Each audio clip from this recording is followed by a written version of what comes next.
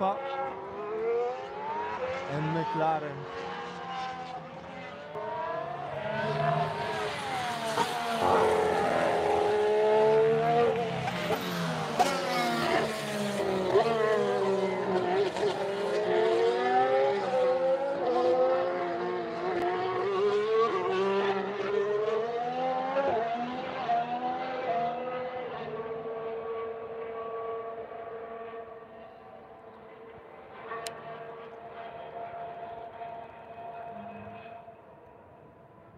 Now Red Bull, I think.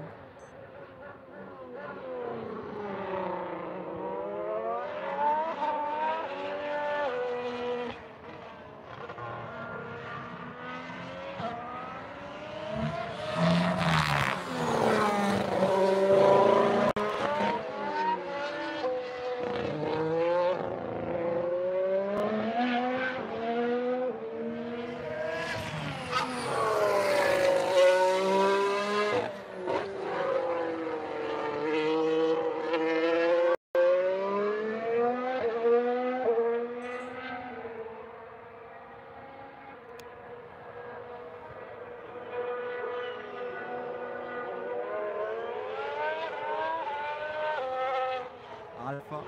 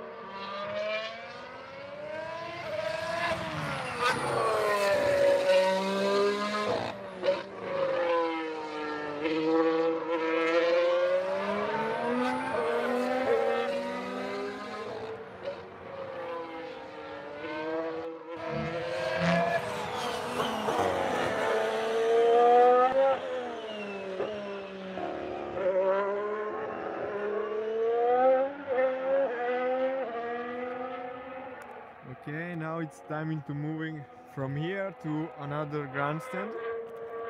So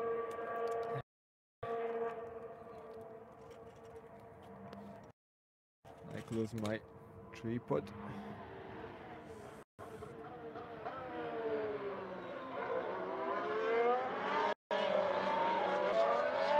McLaren and the Red Bull.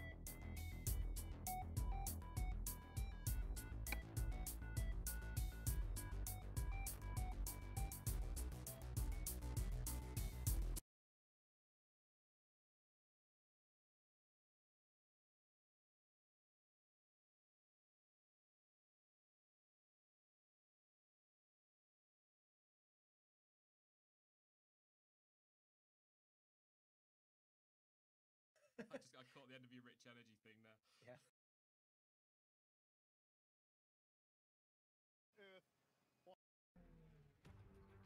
Formula One qualifying left in this.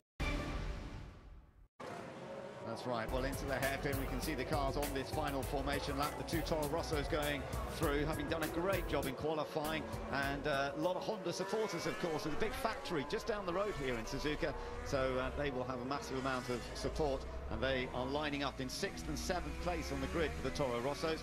So there's some of the predicted pit stop strategies, looking at single stop strategies there, which is still the favoured option for everybody. You don't want to add in an extra pit stop if you can avoid it, because then you have to do more overtaking on track, and this is a tough track on which to overtake, no denying it. 50 points then, the advantage for Lewis Hamilton over Sebastian Vettel coming into this race. Valtteri Bottas just 3 points ahead of Kimi Räikkönen. Verstappen very lonely really in 5th place. Further down there's some big battles going on between the likes of Kevin Magnussen and Nico Hülkenberg. Both have qualified outside the top 10 on this occasion, so the best of the rest group is quite interesting. And in the constructors' points, also Force India and Toro Rosso were all still pretty close, and there's a great chance for Toro Rosso here today to score double points finish with both their cars.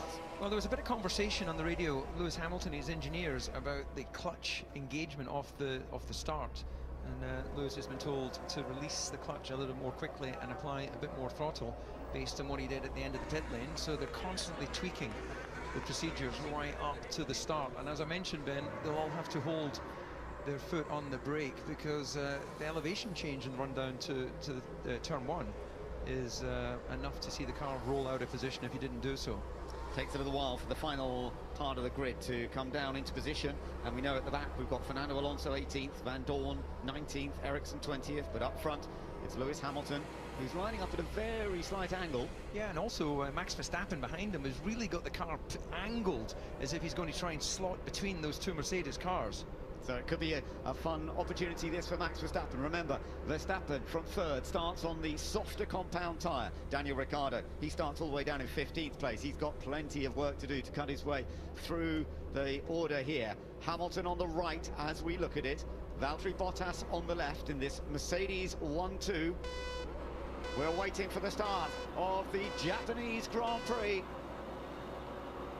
Lights out, away we go. Both Mercedes get away, but Max Verstappen's going to go on the attack. You can bet it, down into the first corner. They're going to tow each other, the two Mercedes, and they're into the first corner ahead. Hamilton's got the advantage over Valtteri Bottas. Vettel is going side by side with Pierre Gasly. Further down the order, crucial of course for Sebastian Vettel to have a good lap, and he's gone round the outside of Gasly, but he's still got the Haas of Romain Grosjean ahead of him. But nonetheless, that's a good start for Sebastian Vettel, so he's got himself into 6th place already as Verstappen chases after those two Mercedes. So Vettel, how quickly can he get past the Ferrari-powered Haas car? Kimi Räikkönen is chasing after Max Verstappen. Räikkönen in 4th position there, and this opening lap so crucial. The two Force Indias are following. We've got Perez ahead of Ocon. Ocon, of course, was pushed back on the grid with a penalty after qualifying yesterday, and they are now following one another. And it's Hartley who's lost a few places. Oh, one can move up the inside for Ricciardo there. Yeah, Daniel's slotting up the inside of Magnussen. Was it Magnussen? And side by side, Vettel trying to go past Grosjean. He's going to try and go around the outside into Spoon. And that was a brave move early on. That was very brave. At one point there, it looked like Grosjean wasn't really going to give Vettel much room. But an attacking opening lap here from Vettel.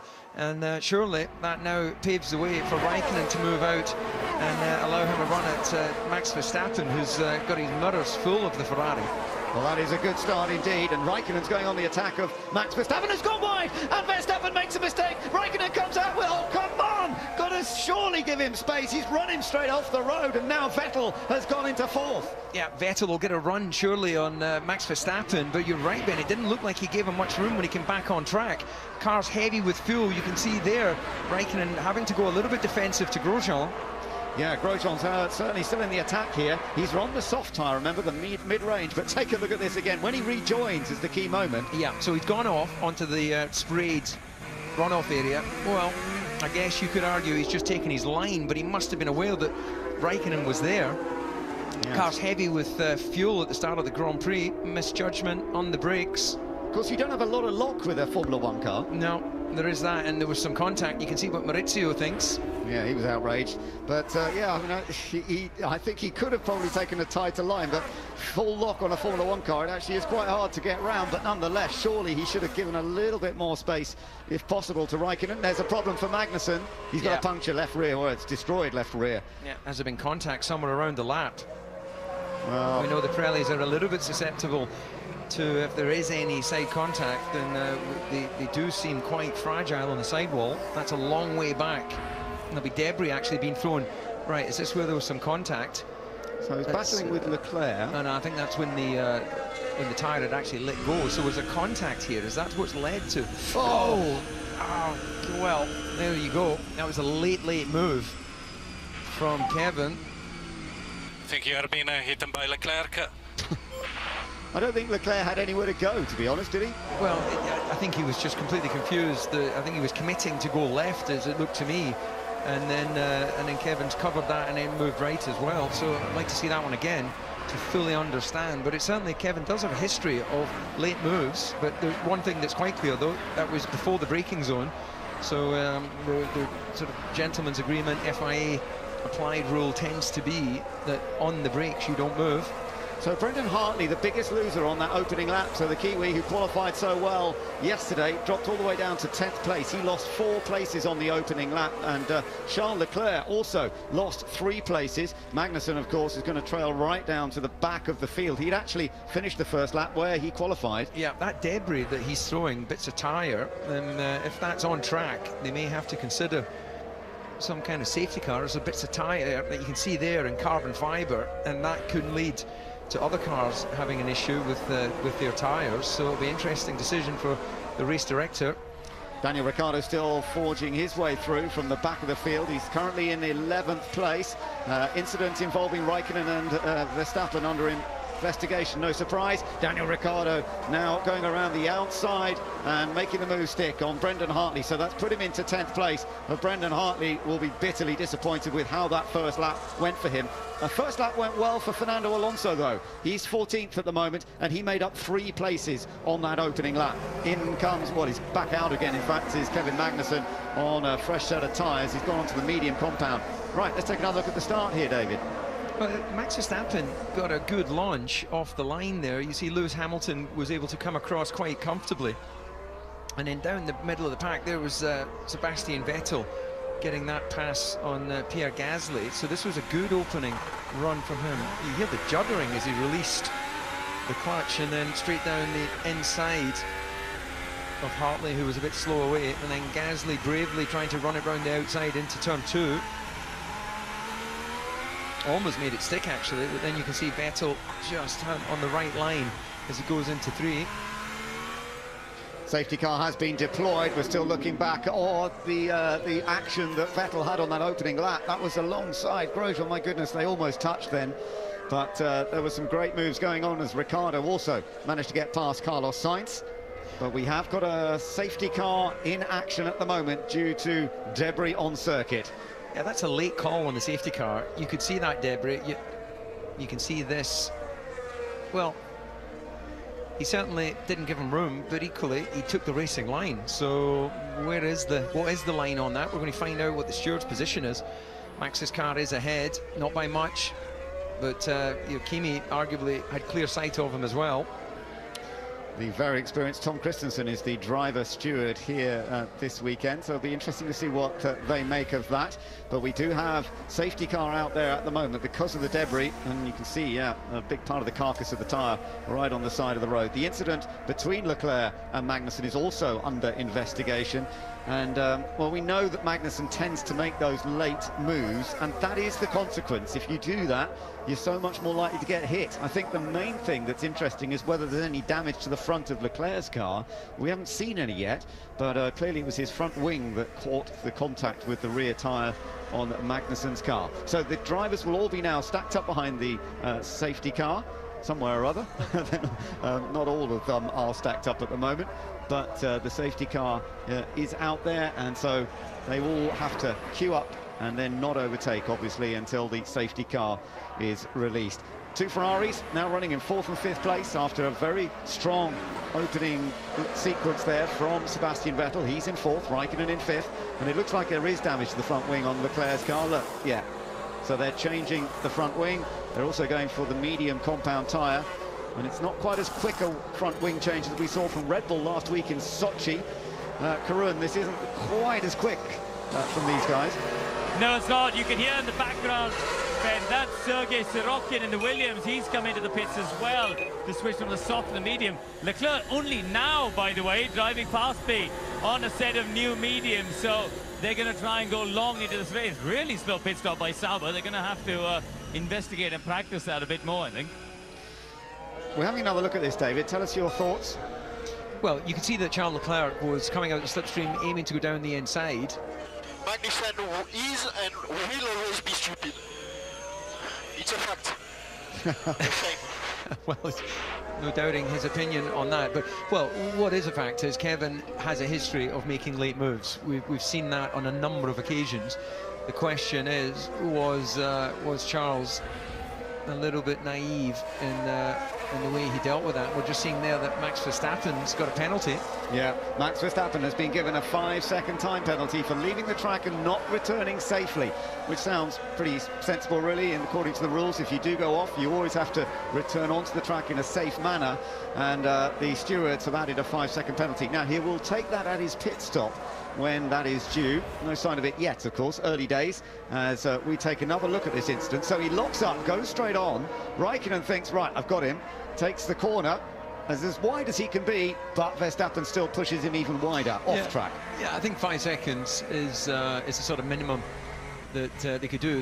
What I would question is, how else was he able to rejoin the track? You know, at the end of the day, he's, as you know, Ben, when you've got dirt on your tyres. But surely you could argue he should have been a bit slower. I mean, he sort of didn't. He could have slowed down a bit more on the artificial grass. Potentially, but I don't think you or I can judge how much grip he has when you're on that dusty, the dusty green any further than the stewards can actually. And as much respect as I have for Tom, it's been some time since he's driven a single-seater, so I don't think Max will be happy about it. But anyway, he did. There's no question the result of his mistake led to Kimi being effectively given no choice but to run off the track. So in that case, the penalty is fair, but I think it's very difficult to really judge how much more he could have slowed the car down. He could have gone straight, effectively. His mistake is he tried to make the chicane once he'd missed the chicane. Had he gone straight, then he would have been in a situation where, well, did he gain an advantage? But as it was the first lap, he probably would have got away with it. That's a good point, actually. Yeah, if he'd gone straight through, he wouldn't have hit Raikkonen, and yeah, then there'd be a different argument. So you've been given a 5-second time penalty. Been given a 5-second time penalty for leaving the track and not returning safely. What honestly, I tried to do the best I could. He drives around the outside. He could have easily just waited for me to come back. So he does disagree with it, as you thought. Well, absolutely. You could have predicted that answer. So, but it doesn't change anything. He has a 5-second penalty, so that will, of course, hinder him when he comes into his pit stop, but it's not out of the race yet. It will drop him down the order, and of course the trouble for him in a way is being behind safety car at this stage in the race means that everybody's going to be stacked up, whereas normally you'd have expected the top 3, 4 or even 5 to break away from the rest. Certainly the top 5 cars, of course, the faster group of cars, the Mercedes, the Red Bull and the Ferraris, so that would be a chance for them to open up a gap. This will make strategy a little bit more difficult now, because when they make a pit stop, they're more likely to come into a group of cars, so it's an interesting situation. So Lewis Hamilton leads behind the safety car. Once we've seen the lapped car go past, and he may now overtake, as we're seeing. So Hamilton leads the race, Bottas is second, Verstappen currently in third. He does have a 5-second penalty hanging over him. Vettel is in 4th place, Kimi Raikkonen is 5th, and Romain Grosjean is 6th. We're on lap number 6 out of 53. Early stages of the Japanese Grand Prix. We've had an early safety car as well as a result of debris from Kevin Magnussen's puncture. He's been allowed to overtake the safety car now, and he'll hope that he can do some quick running to join the back of the queue. He's actually managed to stay on the lead lap despite the puncture because of the safety car. That couldn't have been better timed for him from that point. view, because otherwise he would have been a lap down. But also down in the back is the man he hit, Leclerc. Checo, I think you know it already, but best chance in this race is attacking the cars ahead. Some cars behind have boxed for medium. They're right at the back of the pack, slower cars, so really it's ahead. Yeah, well, Leclerc is the one, I suppose, that they've got to keep a bit of an eye on, who's already pitted, is now onto the mediums, but it's still going to be a very tough race for him right from the back. I always find it curious that Formula 1 terminology, they call it boxed, when we still call it a pit stop. We call it pit stop tractors. You don't say box stop, do you? That's very true, yeah. Yeah, maybe we should change the words that we use, but yeah. So Sebastian Vettel, good opening little sequence for this. This is definitely encouraging for Ferrari, isn't it? And we shall see whether they can make any more out of this. Because he's up to 4th place already. The safety car is going to be in at the end of this lap. There's also an investigation going on between an incident between Fernando Alonso and Lance Stroll. So that's an interesting one. We haven't actually seen that yet ourselves, but it is being investigated. Alonso did gain a good amount of ground on the opening lap. Stroll lost out on the opening lap, so interesting. Well, we spoke to Bernd Mailander, the safety car driver there ahead of the Grand Prix, and did wonder whether he'd get any track action today. Well, we've got our answer. He's getting to have a bit of fun. It's a long way to travel, not to actually get to be the safety car driver, so I wonder if he's paid by the lap. I somewhat doubt it. So Hamilton is already bunching the field up as the safety car heads towards the pit lane, and Hamilton decides when to go for it. He'll be happy that it's his teammate behind, because it's unlikely that Bottas is going to make any risky manoeuvres. It's Max Verstappen that we need to keep an eye on in 3rd place, and then Vettel 4th.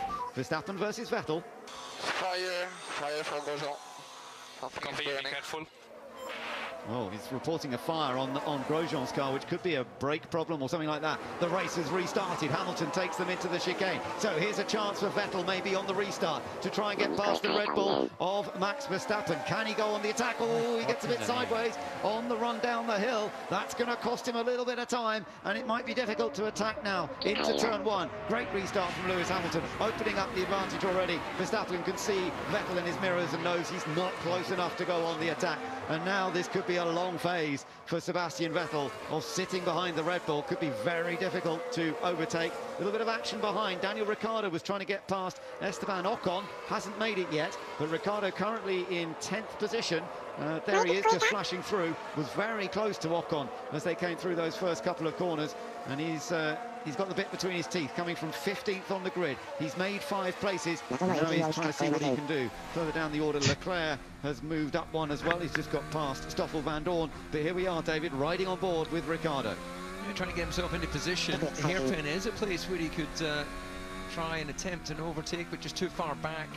Also the race line there, Force India quite defensive on the way in. That compromises a little bit the line on exit. You can see the power of that Force India Mercedes, and then Vettel getting down the inside, and there's contact. Vettel and Verstappen hit each other down at Spoon Corner, and surely now that means Vettel is not going to score many points, if any, here today. There is damage on his car. He's trying to restart. He's going to get back into the fray. Oh, no. Ferrari are always nervous about going wheel to wheel with Verstappen, and it went wrong on this occasion. We'll have to take another look to see exactly what happened. But Kimi Raikkonen is now the one behind the Red Bull, and that has a big effect on the championship, of course, because Vettel's chances may be all but over in the 2018 World Title race. He's just not as good wheel-to-wheel racer as Hamilton. He's got the speed, but we need to see the beginning of that. Just he got his car into position clearly as he ran down to Spoon, but there's nothing to say that Verstappen had to get on the brakes. Look at the difference in speed, and he tries to throw it down the inside, and that was a desperate move for a desperate man. There is not enough deceleration in the first part of Spoon to be able to outbrake Max Verstappen. That's how it looked from Max's point of view. The Ferrari was not sufficiently alongside to stop him taking his line into the corner, and he took his line. Contact was made. Would he have seen? Was he aware, do you think, that the Ferrari was there? No, he would have been aware. He's certainly a little bit wider on turning, and that angle actually makes it look as if the door was open. But なるほど、でも聞こえてんだな。それは大丈夫だ。F1 がメインだから。F1 がメインだから大丈夫。And you know, 大丈夫。 Vettel knows that. He knows that. He also knows that Max Verstappen doesn't give an inch. It looks as though it's all over for Kevin Magnussen. That's a great shame. You know, he hasn't non-finished since the first大丈夫。 of the year in Australia when they had the wheel come off. And so this is his first non-finish due to another problem. Related probably from the Ron, but a great shame for Kevin Magnussen.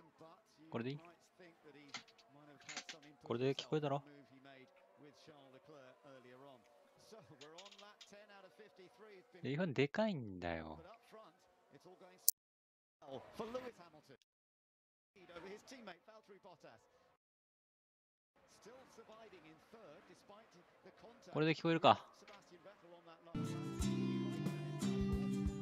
lap. トラさん。聞こえてるだろう。これで。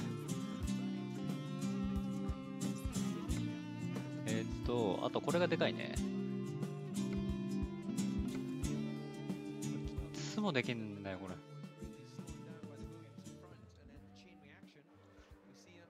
これなんでこれ再生するやつに音を合わせないといけないの？神配信。神配信だろこれ。神の調整。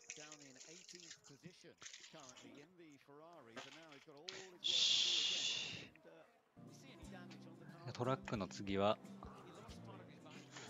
何をしますか？はい。トラックです。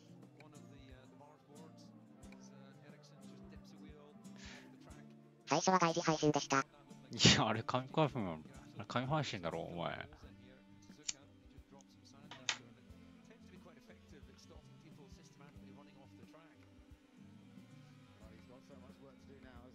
ヤギのチーズ運ぶか。これ食べようしないとダメなんだよ、これ。いろんなとこ行かないと。ドイツがすごいな。ドイツとイギリスがやっぱ。フランス薄いな。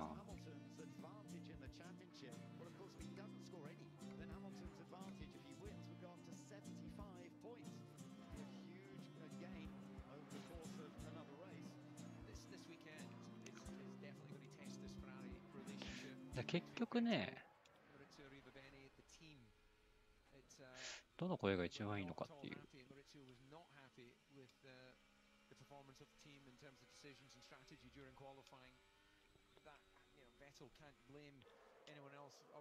棒読みをでかくしよう、声を。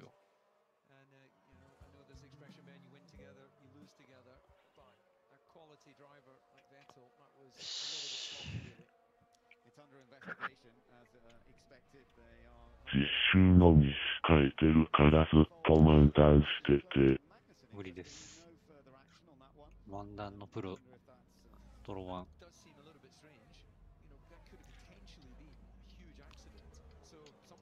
そう。なんか面白いゲームないかなってずっと思っていたんです。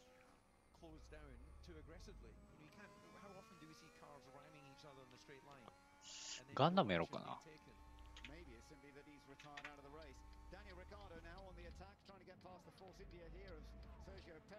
エースコンバットやる？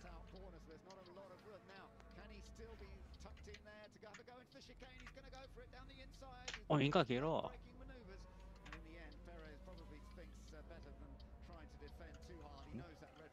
タイムラインにスパダイでプロになってる中学生追ってくさ。あれこれどうやんだろう？どういくんだこれ？道わけわからん。スパダイでプロになる中学生。それはね、若いからだよ。若さが君にはないんだ。僕たちには若さがないんだ。やっぱね、サッカーの選手の市場価格もクリスティアーノ・ロナウドとかより若いクリスティアーノ・ロナウドよりかは能力が俺も14やで。高いから。あ、14な。なるほどね。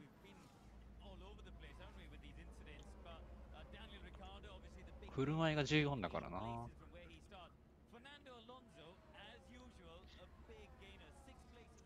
振る舞いは6歳ぐらいでいこう。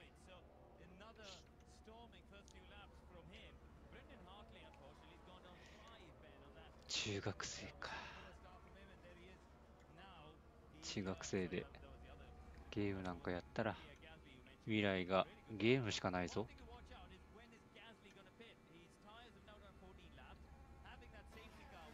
F1 ドライバーになるよ。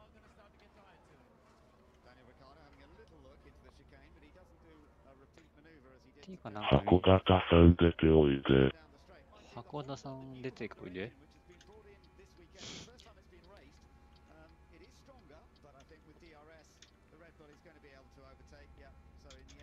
やべ、ああ感情にできてるね。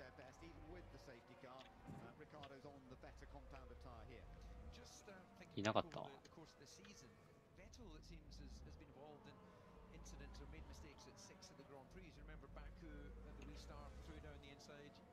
デブリが。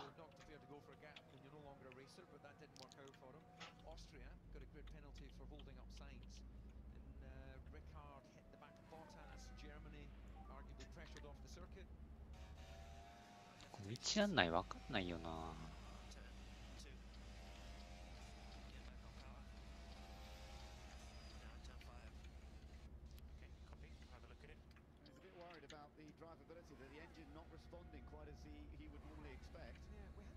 函館さんいないね。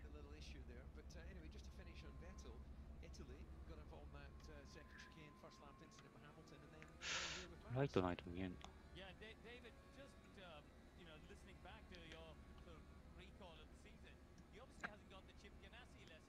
函館さんいないわ。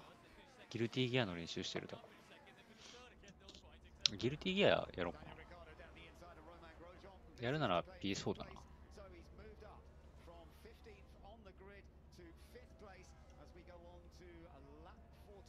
ドラゴンボールだな。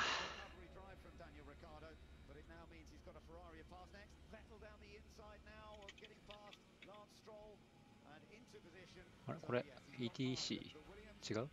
これ ETC 違うな。ETC 何これ？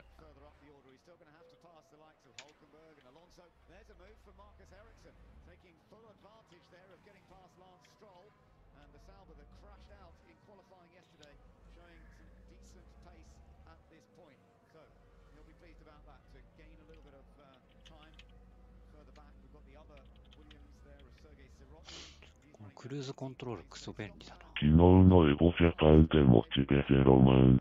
知ってます。だから新しいゲーム探してるやん。そして実習へって感じ。でもね、スト5から離れるといつの間にかね、スト5のことについて考えてる自分がいたりするんだよね。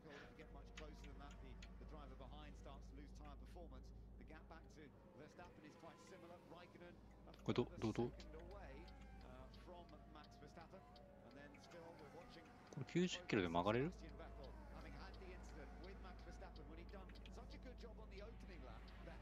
いけるか？あ、ギリいけないね。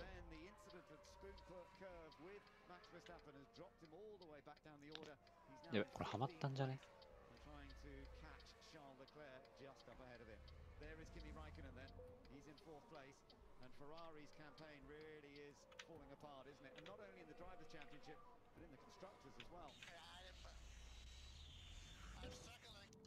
への字に行けば、への字に曲がればトレーラーなら曲がれると思うんだよ。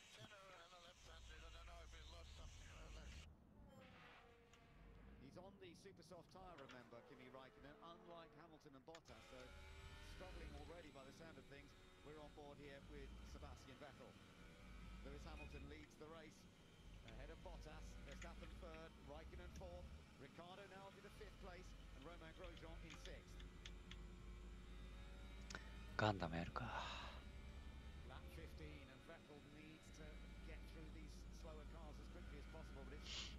星と翼のパラドックス稼働終了しました。おめでとうございます。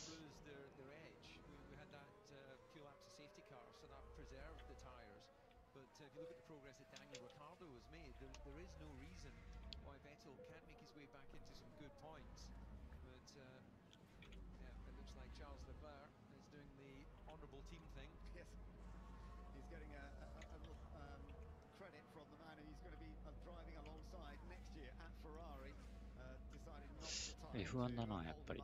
F1 のゲームをやろう。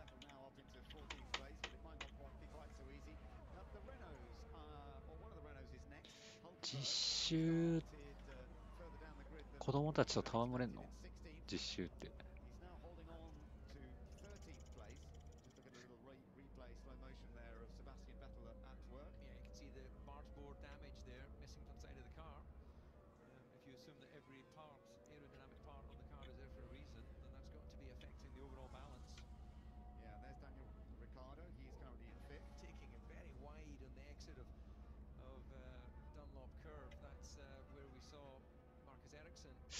仕事だからね。仕事なんだな。100万円ぐらいもらえるの1日で。車作れよ。トラック作れよ。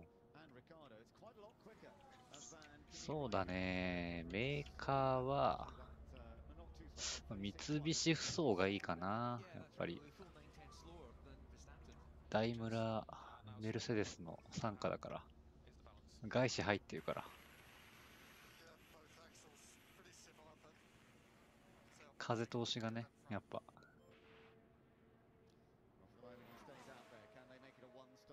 エンジン故障、やめて、それ。動くから、頑張れば。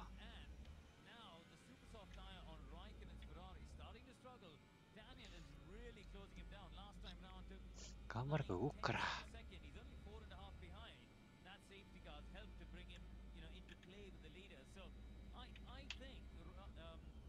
えらい外国人のことをハゲって呼んでたわ。かわいそうに、ハゲ。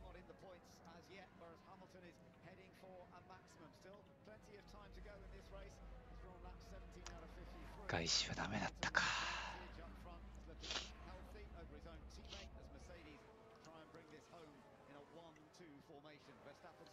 ヒュンダイ自動車だね、やっぱじゃあ。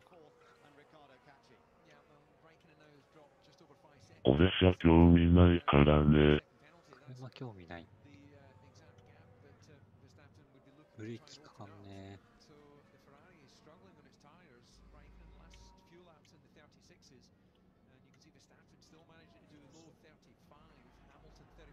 F1 カー作れよ。じゃあ。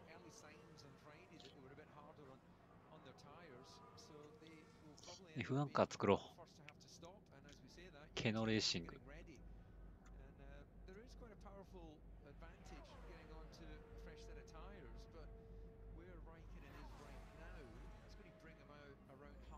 いいな、この山道。パワーが足りねえ。パワー足りねえ。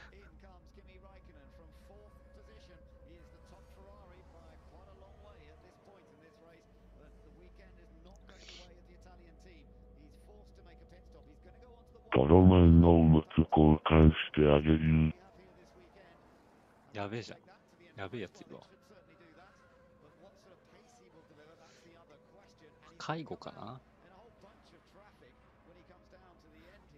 介護したくねえな。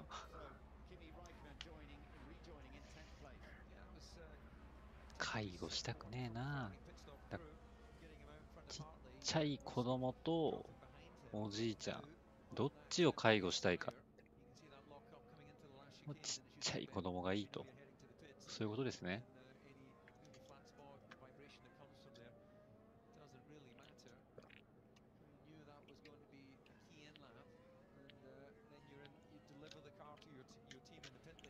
それ。そうなんだな。おい、エンジン故障はやめろ。動くからまだ。なめるな。介護はやばい。尊敬する。尊敬しないでくれ。もう、介護って、じじいの尻の穴と子供の尻の穴よ。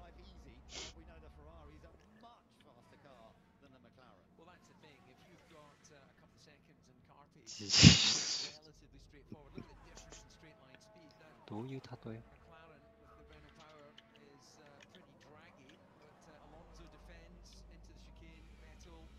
？60キロ道路か。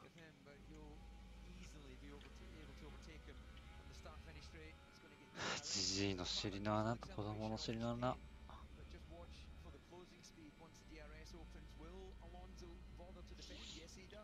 使い古されたじじいの尻の穴なのか、まっさらな見るなら子供の尻の穴。見るならし。棒読みの声がやべえからもうやべえやつにしか聞こえねえな。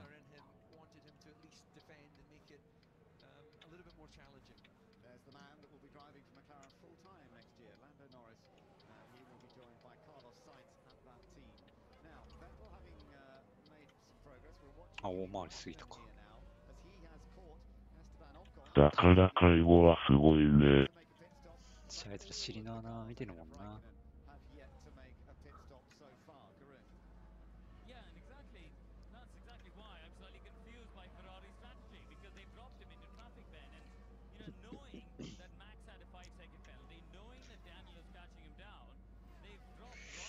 介護か。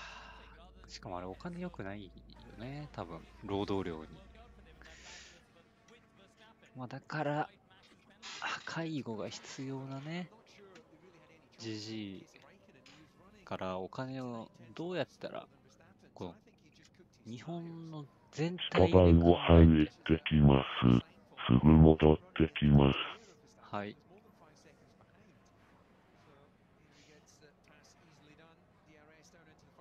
まあ介護でいかにして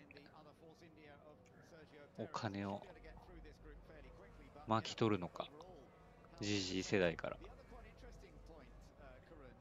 税金を払って一回国に行き、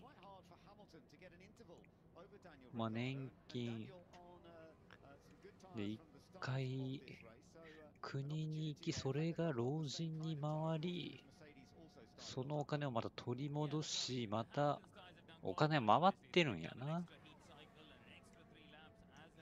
老人は介護でしかお金を使わないから、そういうことなんですね。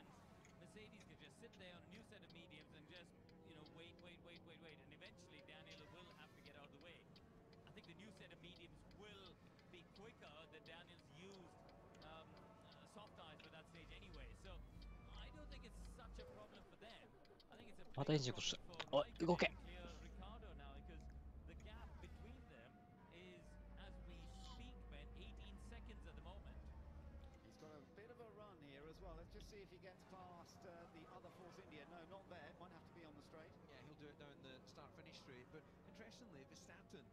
Super soft tires start to struggle now, and Ricardo's brought the gap down to just under 8 seconds. So I think Ricardo could well end up in front of Verstappen after the round of pit stops. Kimi Raikkonen claims another scalp. He moves up into 7th place, getting past Sergio Perez, but he wants more than that, and he's going to be chasing after Pierre Gasly now, who again is doing a very solid job. Gasly's performance, やっと目的地か。up against the Force Indias. He's managed to keep that gap over Perez and Ocon for now. Not as quick as Grosjean, but he's only a couple of seconds behind Romain Grosjean. So that's really impressive. We know the Haas car has been strong all season. As we just take another look at this fairly straightforward move from Sebastian Vettel. Another taste that was on Brendan Hartley this time. So that's 入り口がないんだけど。11th place now. So he's only just one outside the points. So there is a chance still for him to get something back from today, but it's all looking very strong for Lewis Hamilton. Meanwhile, Kimi Raikkonen now with a chance to get past Pierre Gasly into Spoon Corner, though he doesn't try and do what Sebastian Vettel did earlier. He's waiting a little longer before going on the attack. An opportunity on the brakes in the chicane, and he wanted to take it. Vettel tear off from his visor. See the closing speed as he comes into 130R. He has to lift. The door open for him on the brakes. No, Toro Rosso goes defensive. Meanwhile, Max Verstappen has come into the pits. So that means the third place Red Bull is into the pits. This battle continues as Kimi Raikkonen now should be able to get the move done. Yeah, easily. We've had confirmation of a time penalty for Fernando Alonso, but Max Verstappen gets out just in front of Kimi Raikkonen. So Red Bull had to make that move quickly with Raikkonen on a bit of a roll. There's a time penalty for Stroll as well, so they both gained. Oh no, causing a collision. Okay, so that was a slightly different one. Well, we never saw the action there, Stroll and Alonso in the early laps, but we know that there's a 5-second penalty for both Alonso and Stroll, so they will have longer pit stops. So despite the 5-second penalty there, they managed to get Verstappen out in front of Kimi Raikkonen. We didn't watch the pit stop, but they had to hold back for 5 seconds, and it just about worked. Yeah, that was the gap they were watching. Raikkonen, as Kurun mentioned, was compromised. Small lock up there at the hairpin, but he was compromised on his fresh tyres with the traffic that he had to find his way past. What we call the undercut could have been effective for Ferrari, but Raikkonen in this case still comes out behind Verstappen. And Verstappen is now trying to get past Romain Grosjean, having coming out behind him. I doubt if Grosjean will try and take the fight too much. あれどうすんだこれ。 Rapid out of spoon corner just shows you the benefit of having new tyres, because even though the power of the engine in Verstappen's car is probably not up to the same as the Haas, it's pure traction off the corner that allows him to deliver that overtaking manoeuvre down the straight. So Max Verstappen in 4th place, but he's now... Earth wants to be on right now, and never take it lightly. It's an absolute privilege to be standing right here, Susie, isn't it? It absolutely is, and I've got that excitement building in my stomach. We can see... Now on the attack of Romain Grosjean. He's not quite there in time for turn 1, and after then... スクリーンキャプチャー in which to overtake another car. Romain Grosjean will simply be focused on 映らないんだけど。 points he can for the Haas team. なんで The single remaining Haas car in there, but it's still a real opportunity for them to further close the gap to Renault in the constructors' points. Bear in mind that Renault may be on target for 1 point here today with Carlos Sainz, but they're on target for maybe 10 or 8 points, probably more likely 8 points for Romain Grosjean. That would bring them right on terms with Renault going into the last 4 races. I think Hamilton will be coming in this lap by the looks of it. Okay, little tiny look up there from Kimi Raikkonen. And no further action on the Vettel. エクスプリットめんどくせえかもしかして。 Bottas actually, sorry Ben. Bottas has come in. Hamilton's gone for another lap. Kimi Raikkonen just having a look on the ポップアップさせればいいんか。 So that means our top 6 now is Lewis Hamilton leading, Bottas in 2nd, but he's into the pits. Ricciardo 3rd, Verstappen 4th, and then Raikkonen and Grosjean. So we should expect a pretty rapid stop. It is. That looked lovely from the Mercedes crew. 2.4 seconds. He was actually stopped for. And Ricciardo's in as well. 箱型出てきました。あ、本当だ。箱型さんだ。やったー。これキャプチャーがね、できなくて困ってる。映らないんだよね。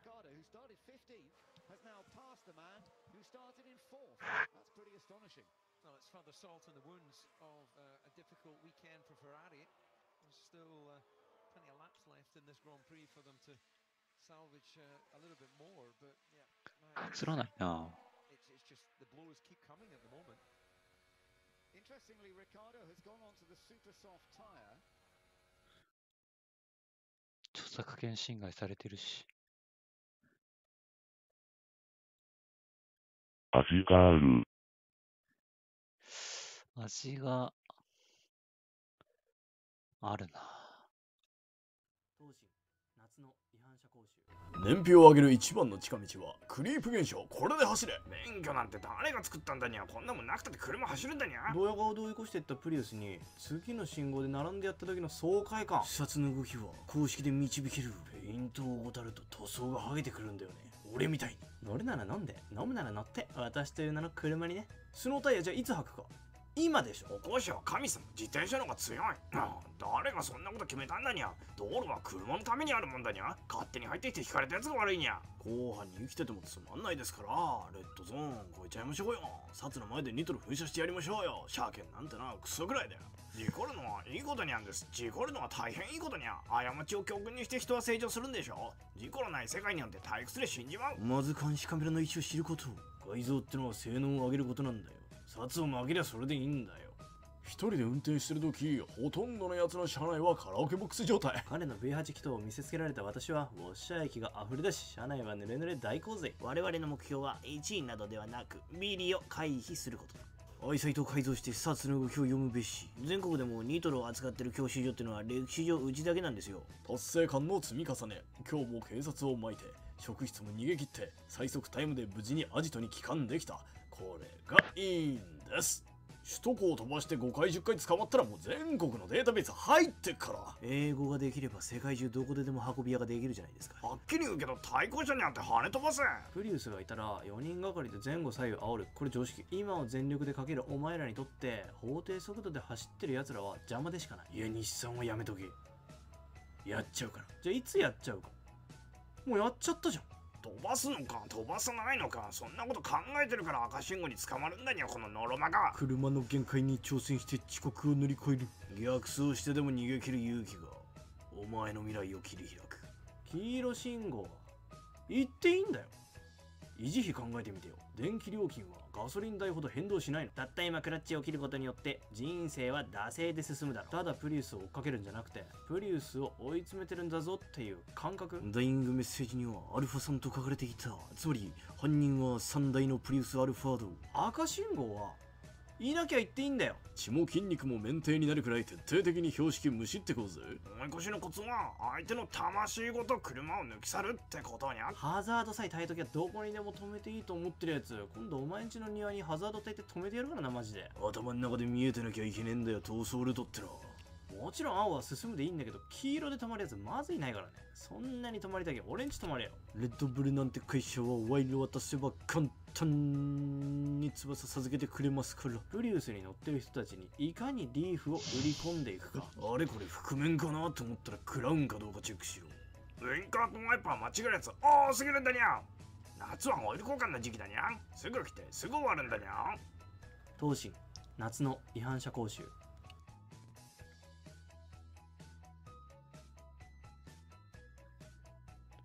なんでキャプチャーできないんだろ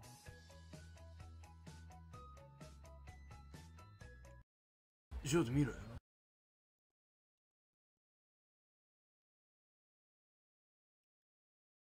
キャプチャーさせてくれよ。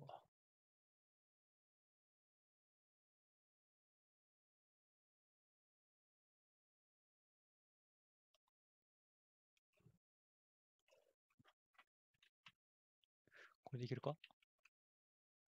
ちょっと見ろよ。若葉マークみたいな色した車がいるぜ。いやー、なんてメーカーの車だ？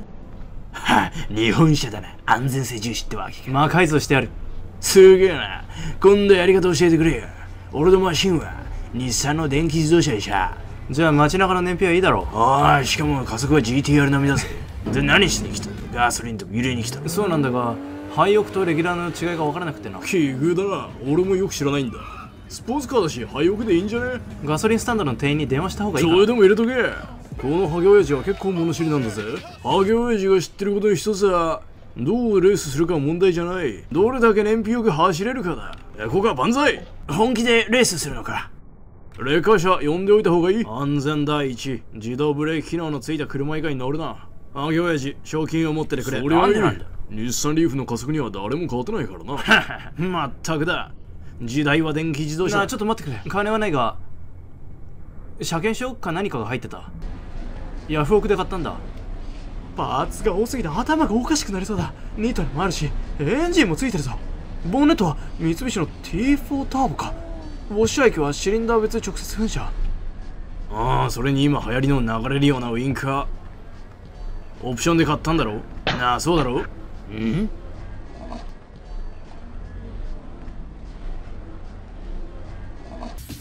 このつまみはなんだ？一応あげとくか。これはなんだっけ？ああ、音楽に合わせてリズムを刻んでるのか。何かあるぞ。どれどれ。爆弾か。危ない、死ぬとこだった。なぜ俺はこんなものを入れたんだ。まあいい、危険物の日にゴミに出そう。お前ら全員免停だ。なんだよステージ1って。このボタン押したら治るのか。うわ、そうか、俺はニトロを貯めてたのか。おい、リッター何キロだよ。 MPH 温度計か。暑いな、クーラーでも入れよう。なんじゃこりゃ。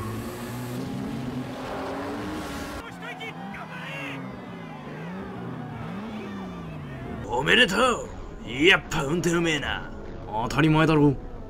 教習所満点で卒業した。まあオートマだけどな。落ち着け、煙は吹いてるけど心配ない。これはウォッシャー液が蒸発してるんだ。ボンネットでパタパタすればすぐに乾くさ。何笑ってる。もうちょいで勝つとこだった。あれがニトロのボタンだとは思わなかったんだ。知ってたら俺の圧勝だったぞ。お前こそダブルクラッチ踏まずにシフト切り替えただろう。ダブルクラッチなんだそれ。ダブルクラッチがなぜいいか俺もわからんが常識だろうが。みんな急いでくぐれ。ダブルクラッチってなんだ。今日はお前にとっておきの車を見せてやる。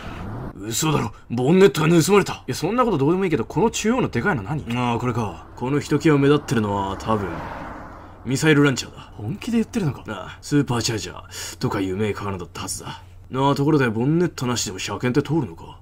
知らん。そうか。シートヒーターはあるのか。いや俺は一度も使ってない。どうして。こいつが怖くてたまらない。あれが親父だよ。マリオカードの世界ランクはいつも1位だった。下から数えてな。リアルで仮面だった親父はニュールブルクリンクのラストコーナーでクラッチの踏み方が分からず間違ってワイパーを起動し時速120マイルで壁に激突。俺は親父が焼け死ぬ瞬間を見ていた。親父の悲鳴を聞いたと思ってたけど、そこにいた連中は親父はタンクが爆発する前に死んだと言ってた。親父はエンジンにではなくシートヒーターにニトロを噴射しちまったんだ。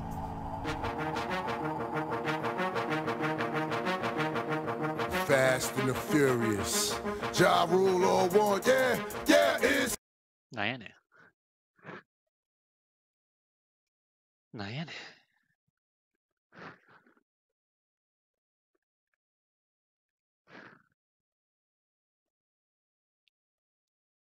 ん。なんや。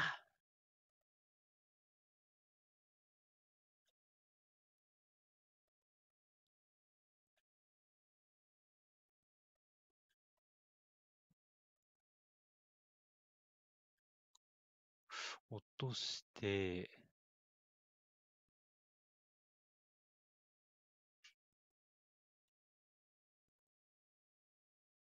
音でかい可能性あるな、これ。気をつけろ。音でかい、これは。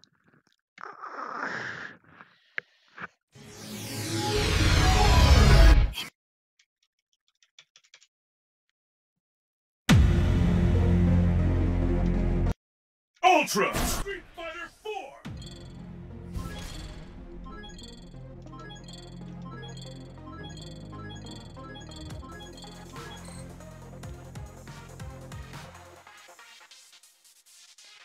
Genshin Ita. Genshin Tigers。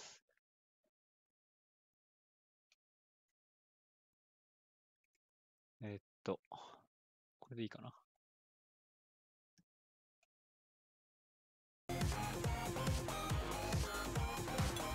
ついにね、私ね、キーボードでやろうかな、ちょっと。キーボードでやるから。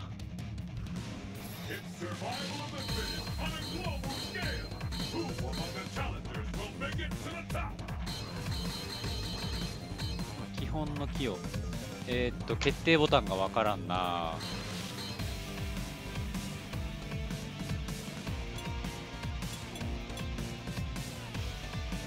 T。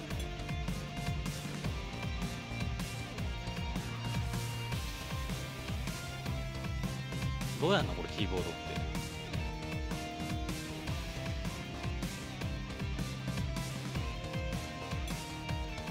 T0 T0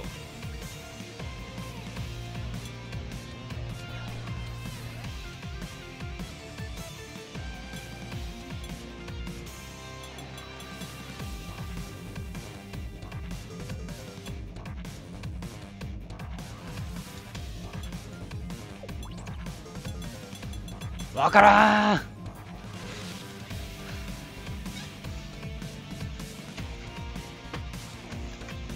まあめんどくさいから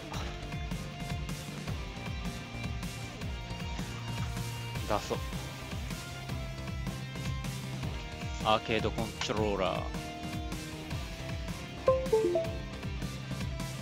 ただねこれ効かないんだよね、消さないと。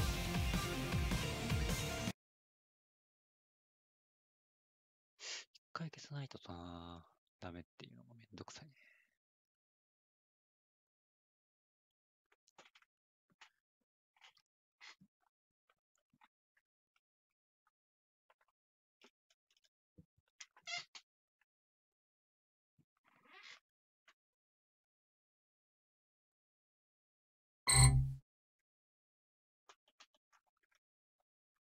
なんか画面おかしくない？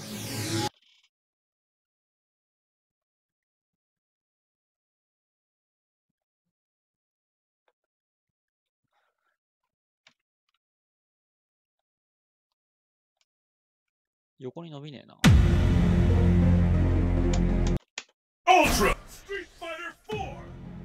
んな縦になかったっけこのゲームって。むしろそれがあれか、なんか俺横に長い気がするんだよな。ボタン1どれ？こ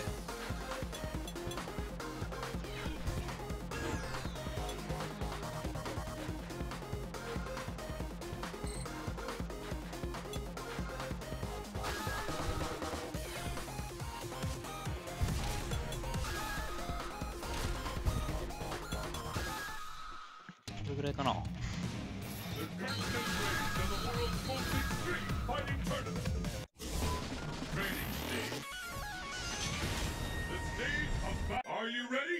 うん、横に長い。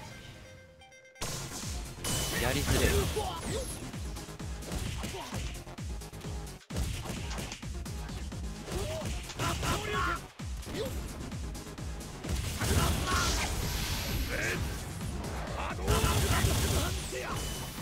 横に長いよな。こんなちっちゃくなんねえよな。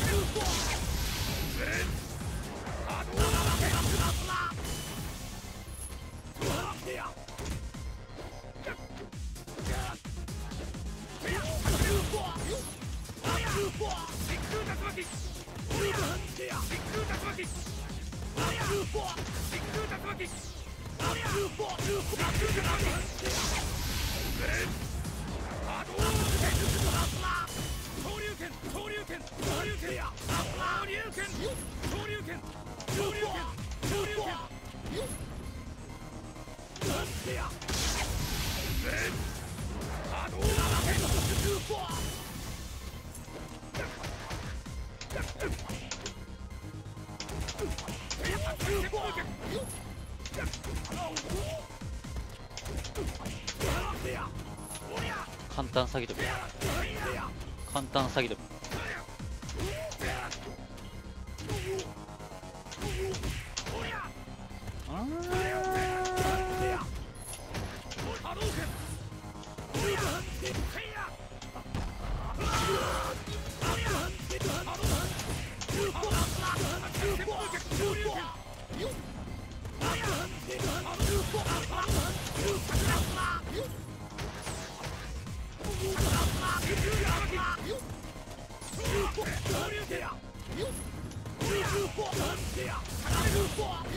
なんで目ついてない。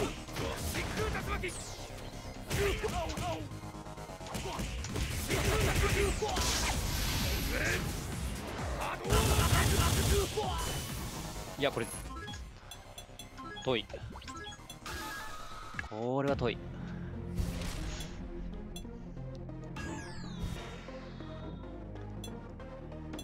画面設定はこれ変えた方がいいよ。これ HUD1 設定。これね、アーケード設定にするのがいいんだけど、ボタン4ってどれ？ Y Y Y デフォルトは Y。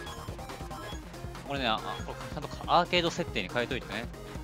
わかった？はい。ボタン2って何ですか？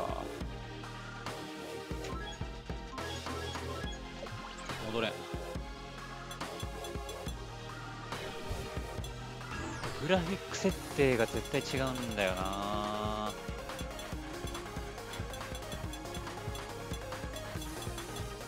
画質は下げれば下げるほど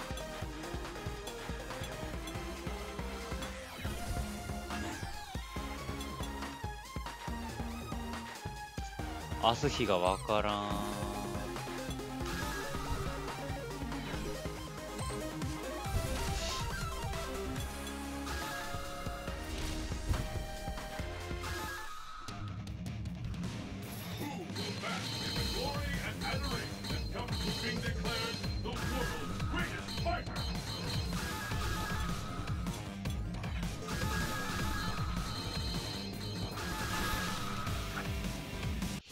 原神いたー。あ、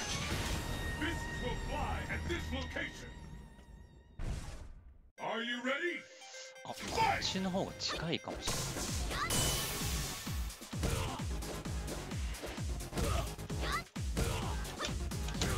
ウイトリガーが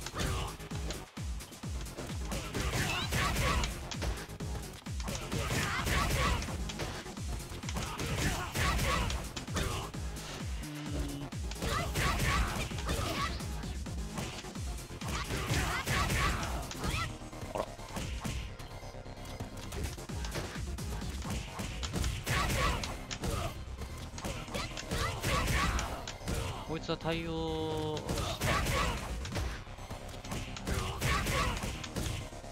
た入るな。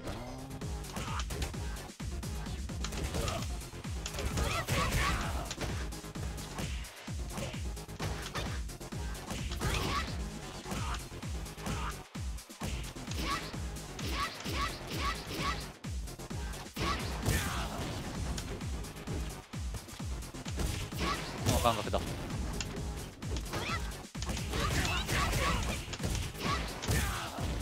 すぎるな。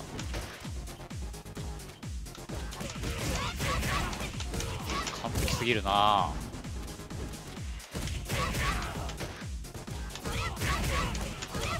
完璧やん。完璧やん。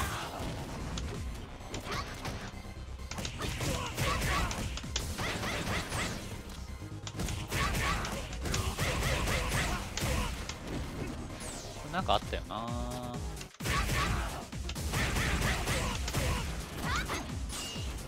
忘れた。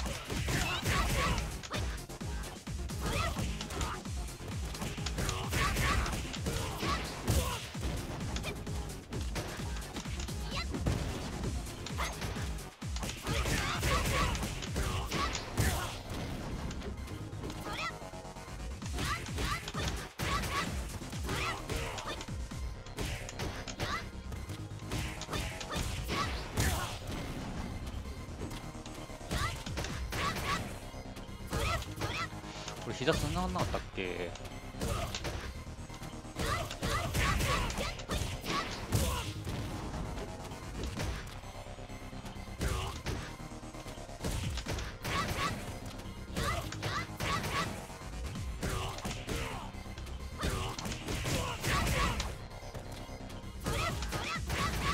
これの最大リターンなんだ？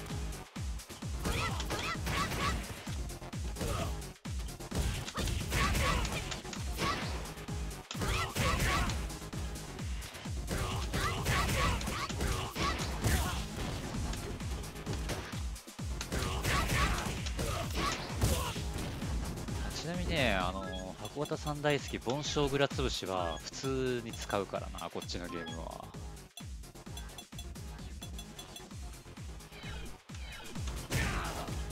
これくっそ振るんだよね。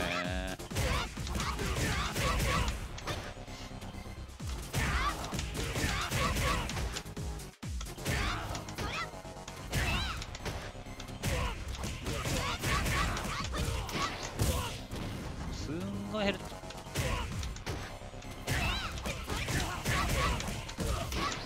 すんげー減る。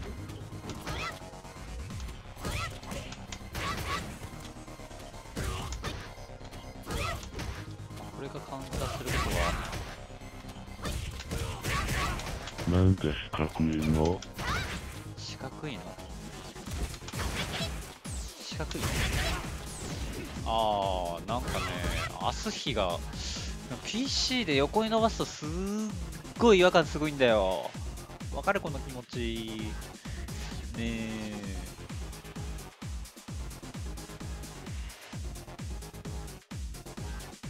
これぐらいでいい？これぐらいにしとく？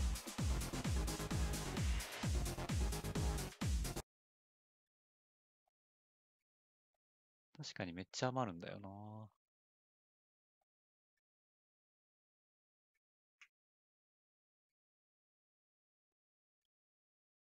右になんか作っといて。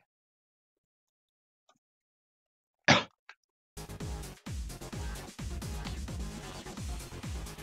からむしろ今見てるのも割と四角い。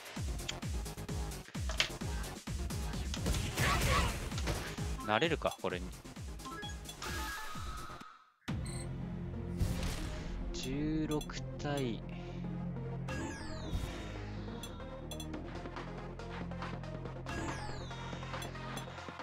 画質をね、上げるとダメだから。画質を上げたらダメ。これで横に伸びたでしょ。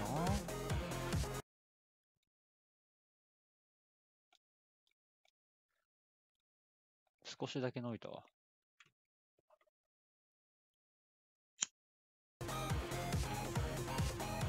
少しだけ伸びたよ。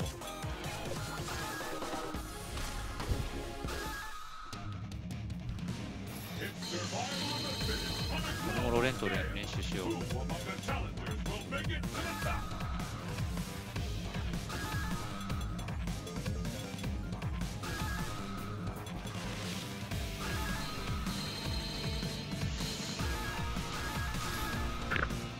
仮想箱型対策ね。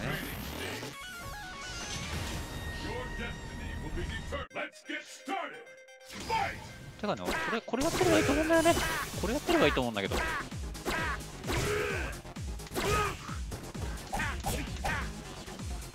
どうしていじめるの？はい。こいつはコパンからコンボないかな。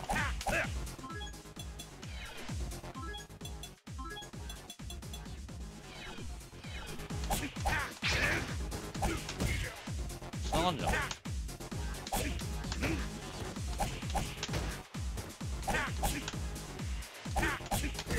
繋がるやん。ロマンスロレント講座ありがとう。俺わかんないんだけど、なんかね、こんなんある。こういうのある。なんかわかんないんだけど、わ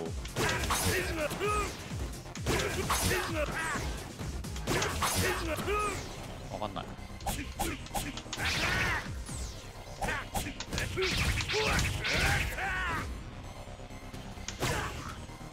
あとなんだっけ。これがマジで見えない。で、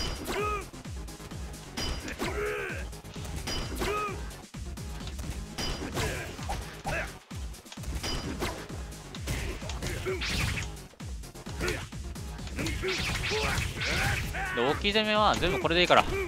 絶対対策知らねえから。絶対これでいい。あー、大きい攻め来たと思ったら、はい、これ、はいっつってこと。はい。無敵あるから、これ、最初。最初5フレぐらいある。この着地する前に無敵切れるんだけど、お前安いやんみたいな、オラーってやるばいいから、自然ってこうやってこれでいいから。あとこれね、対策は内緒でお願いします。はい、対策内緒で、これでこれでこれでいい、これ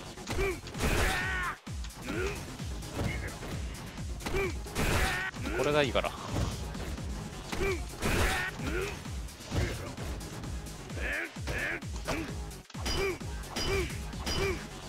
あとこれ空中だから強いね。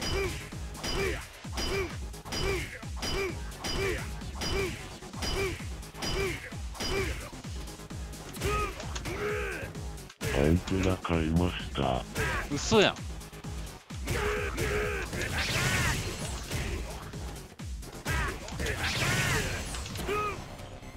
どうやんだろうな、今後。これでいいじゃん。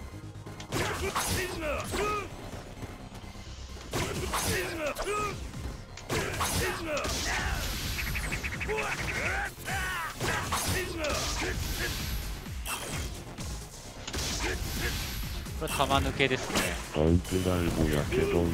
パンテラエボとパンテラの違いが。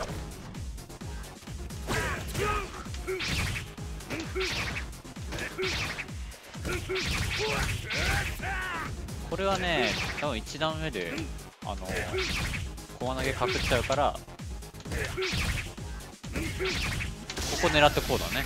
1段止めウルコン、1段止めウルコンで、画面発症記念されたらこれだよ。画面発症記念されたらこれだから。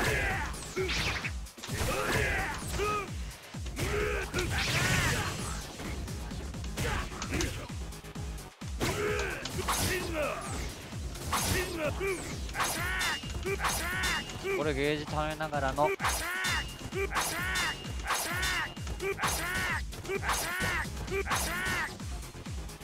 特にやることはこれとゲージ溜めだね。アンテナ買ったし、スコと鉄拳でプロ目指すわ。くそやろ。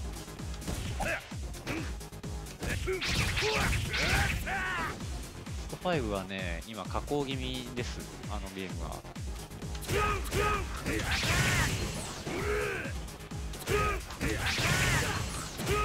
メモ動画見ないと分かんないな。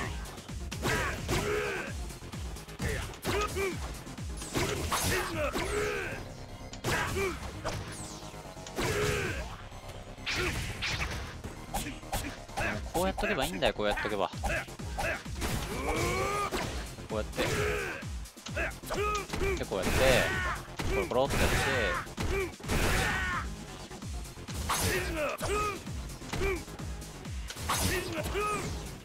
なんか広いね。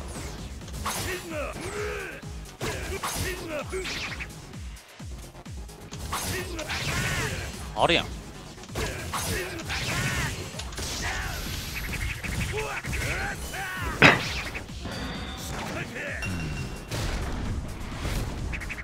これグラつぶしなんだね。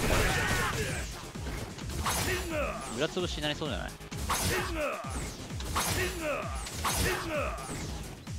ガードされたら有利か分からんけど。ミスった。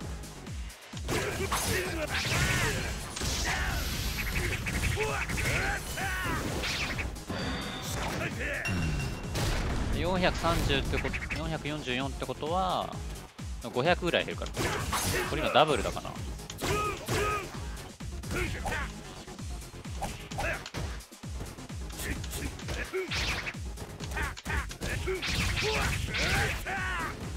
なるほどね。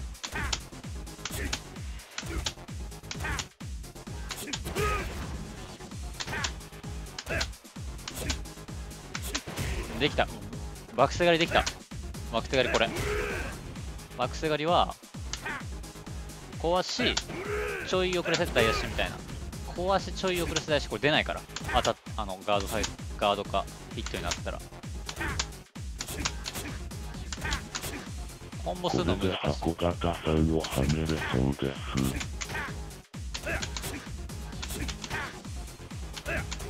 コンボがむずくなるな。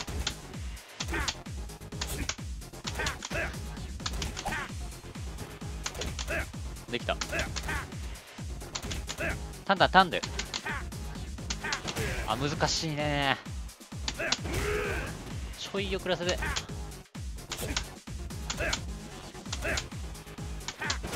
タンタンだな。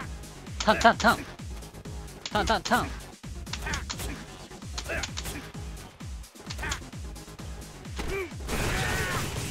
惑星狩りが難しい。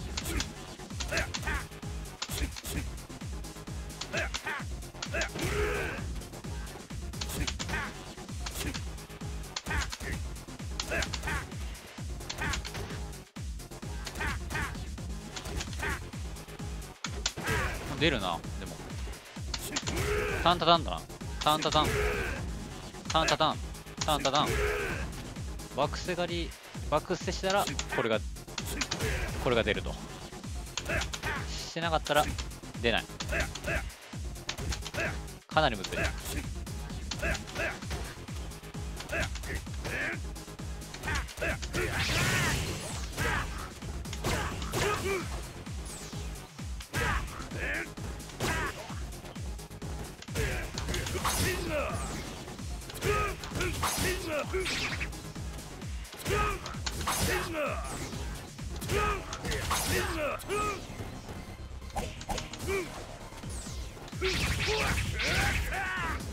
これでいいんじゃねこれ。ドセンタンセビが危ないかな。でもセビやってんなと思ったらこれ割る。これで割る。セビ溜めてんなと思ったらこれだね。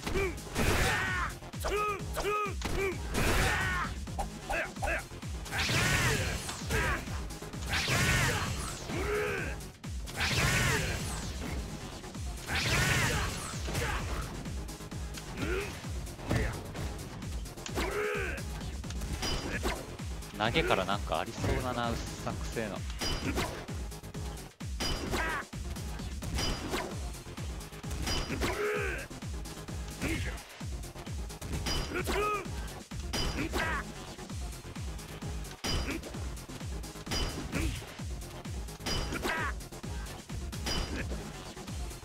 あ、これ変な感覚だな。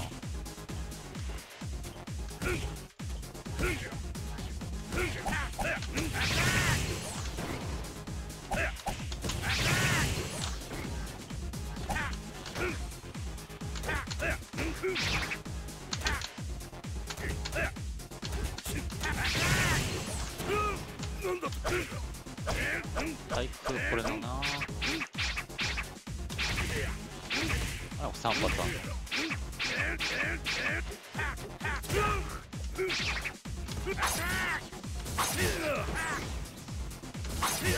コロコロ対策ググってきました。あ、コロコロ対策しちゃったか。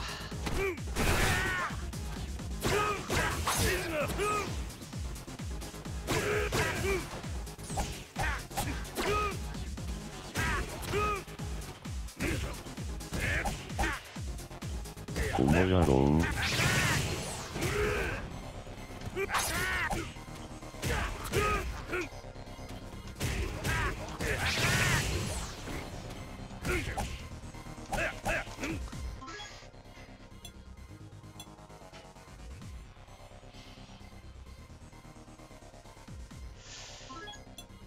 ちょっと深いところまで対策しよう。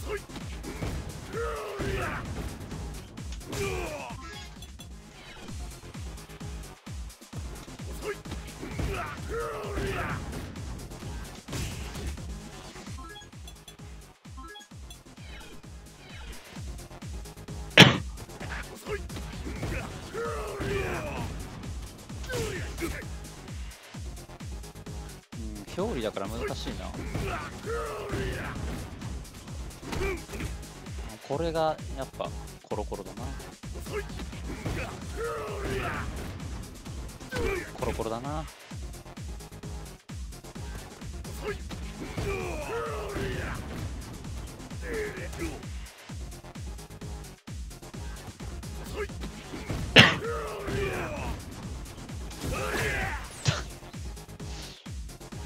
逆側に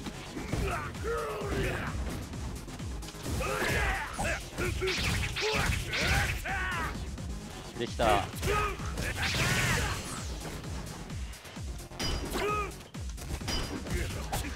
見えな、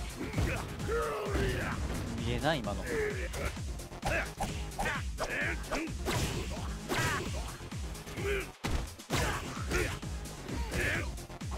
れ強くない？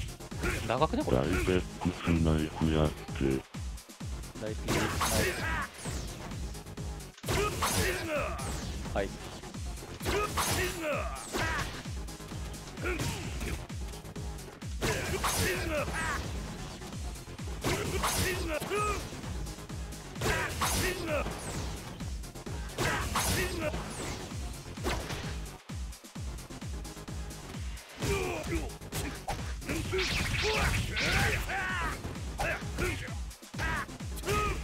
多分これも強えな。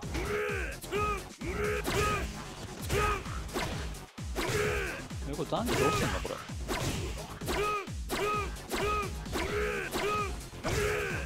どうすんの金中古は前中古味中 P で拾えるって書いてある。前中継じゃん。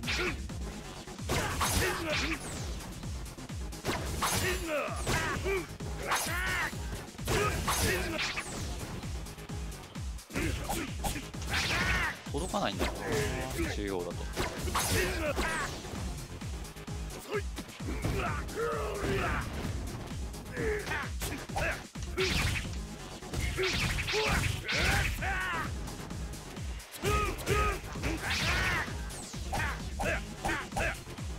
分かった。じゃあ箱田さんにこう教えると、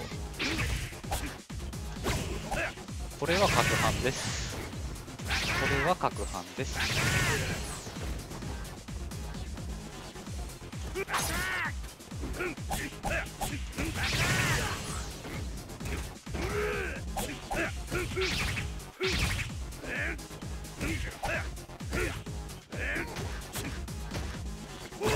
これでしょ。たまにこうやるっていう。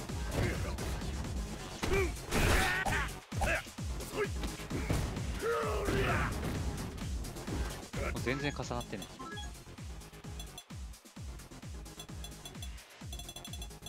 攪拌ではめる。攪拌の場所まで行くのが疲れるっていう。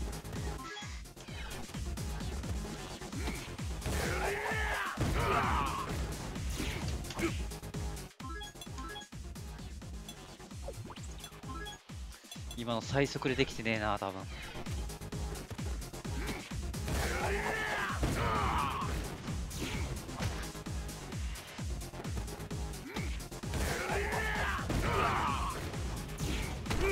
れでいいわ。これでいい。これでいい。出してバレるまで。あ、リバーサル全部これでいいよ。バレるまで。で、発進の時は発進の時はこれだから。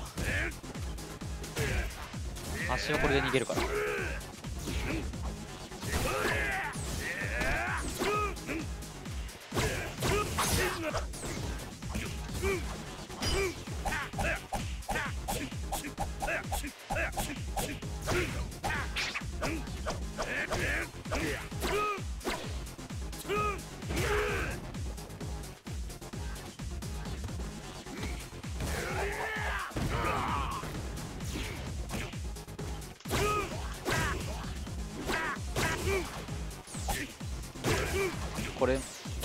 これもやるよ。大パン飛んで投げる。大パン飛んでなんぼ。メモさんのロレント見てくれる。なんかメモロレントなんだよな。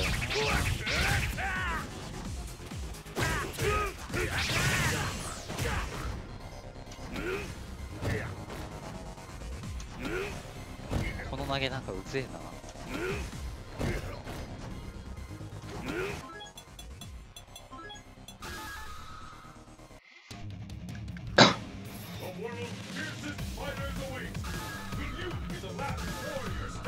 ユンの方がわかるんだよな。鬼とかわかんないけど、あんま鬼に困る場面がない。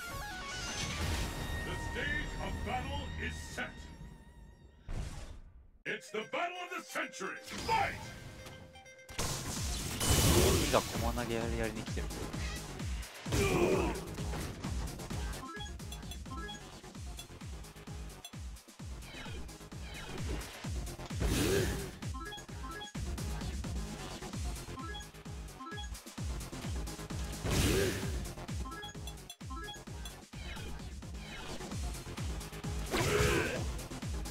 困らないわこれ。大して困らん。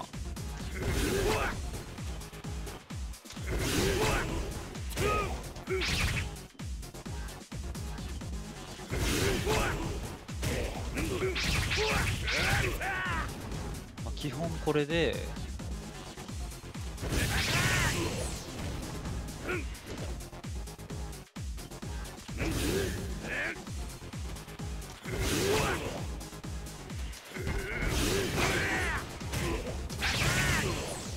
コンボミするな。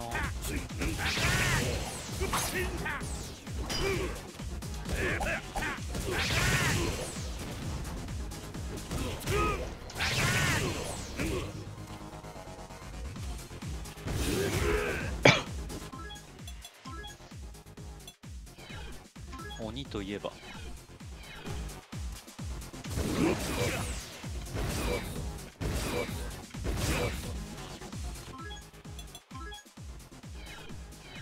僕はトロイさんのこと好きだよ。僕は嫌いですけどね。僕は嫌いです。あれこれこれだな、攪拌は。攪拌はこれだな。ウルコンも多分かかる。泣かない。喉が痛いな。もしかして花粉かな。これ止まるんだけどね、別に。メモさんのロレント見てたしたクソキャラと。メモさんはね、人にするのが15が見てみたい。15できません。か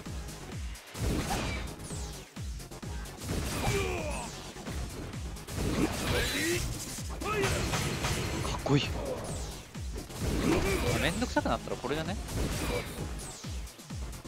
来たなーって。無敵少な。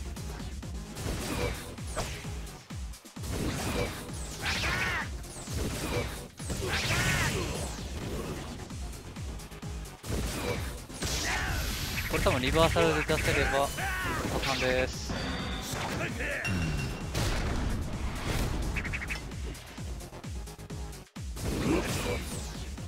あ、足元が少ないのかな、暗い判定。違うわ。気のせいだ。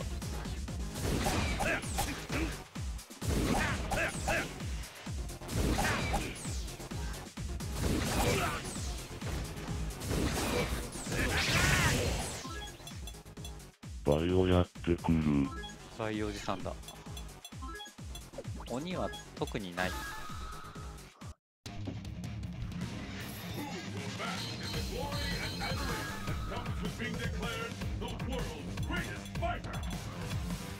ユンは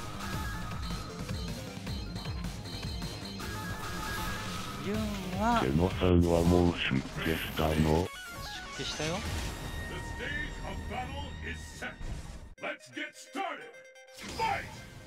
晩ご飯作ってください。いいですよ。インボタン見せて。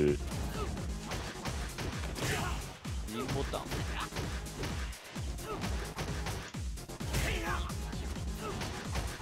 してるよ。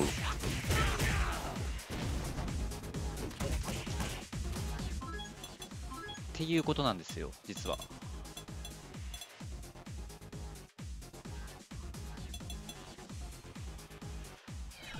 これ立ち。これ強2章ね、スカルから竜は中2章。立ってたら中2小にして、立ってたら中2小。しゃがむと、はい、次は中2小がスカルから、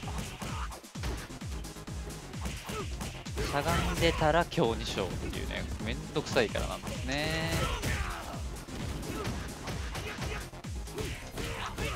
中はスカル、強は当たる。で、これダウン取ったら置き攻めは、これをしてほしいんだな。ディスコしよう。ディスコード。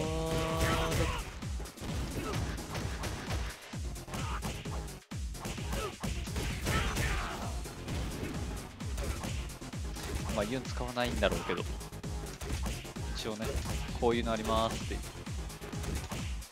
置き攻めはしゃがみ壊し、てか壊し、ここはタチコパの、タチコパに行くときにこう死の邪魔しなければいいよ。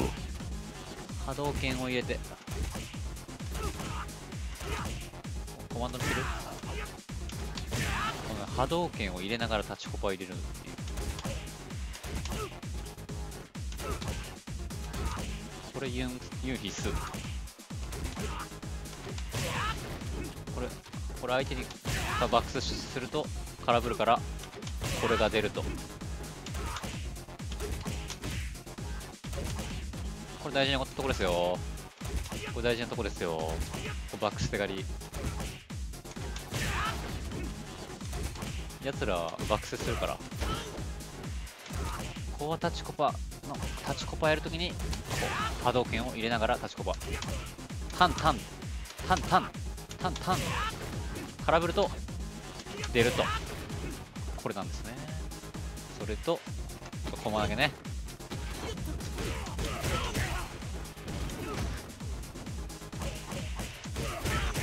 でこういってめくり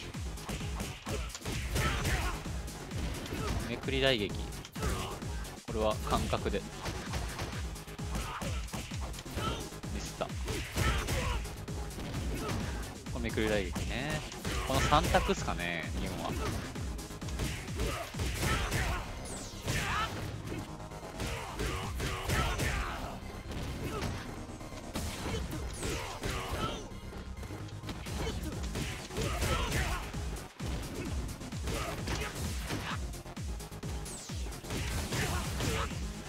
最大なんだっけ。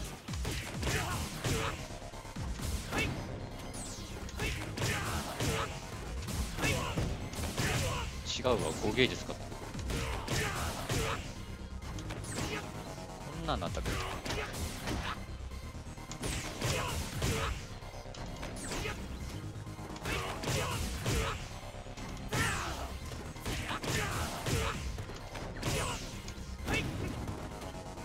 忘れた。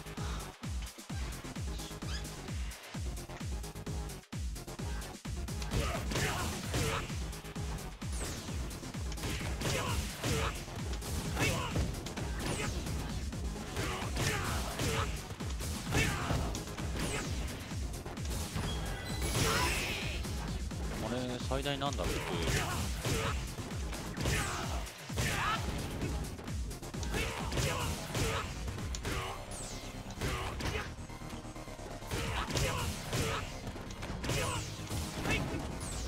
これ EX 使うやつあるよな。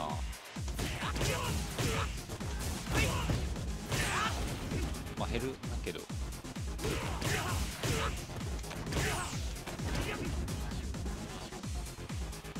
3ゲージ最大はこれかな。ま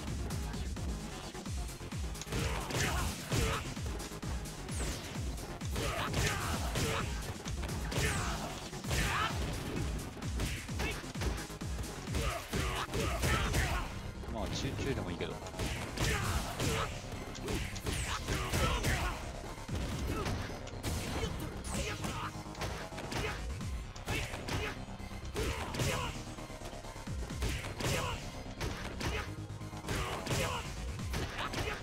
中盤弱鉄弾は背びれ割ってください。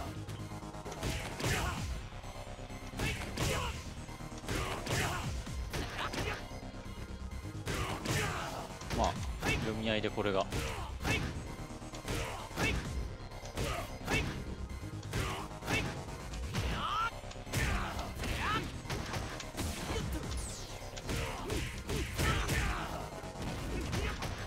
っちの方が面白いな、やっぱ。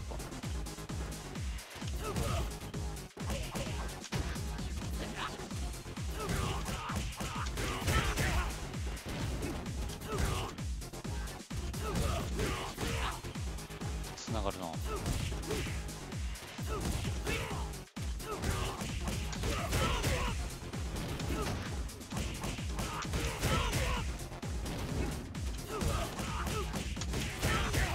面白いんじゃね？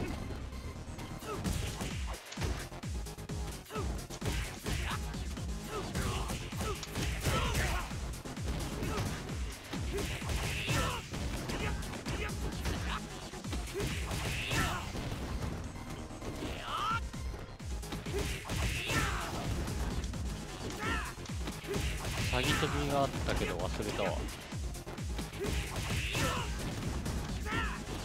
違うな、絶対。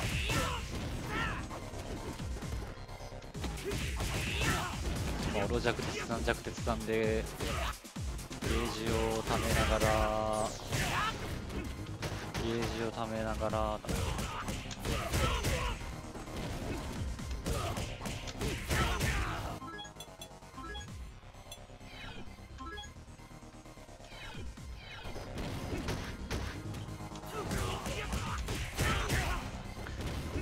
近めなら1、2、ここなら今日2勝、遠目が中2勝じゃないと当たんないな。ここは当たんない。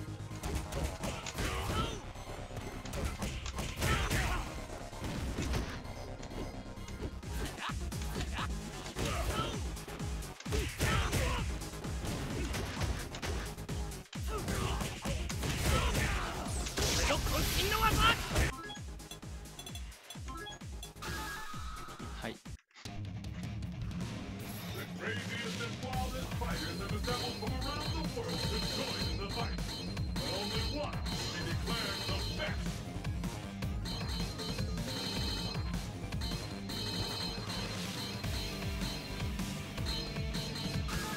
やっぱりヤンなんだよな、面白いのは。でも強くない。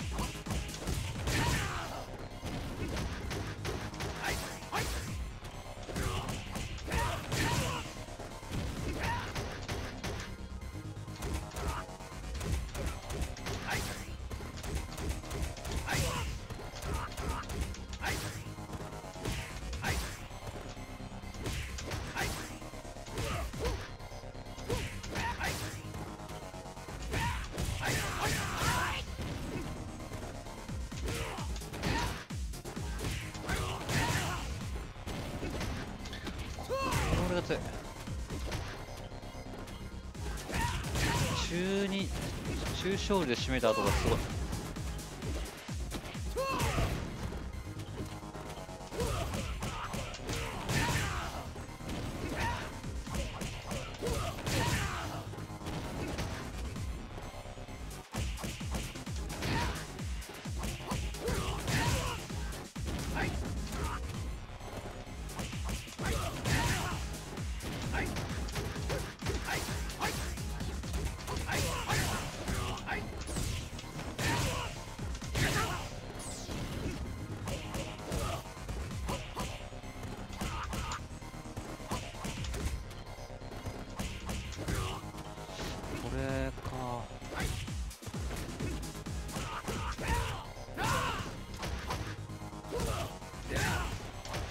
これがね、見えないんだよ。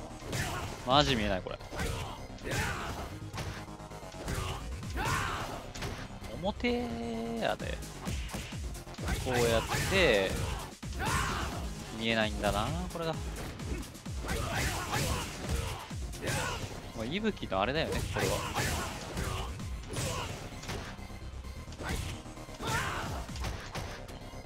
ララー的な。こっちもどっちか分かんない。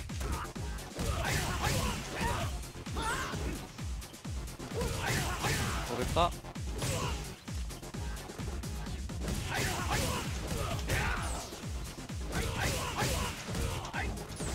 運ぶかっていう。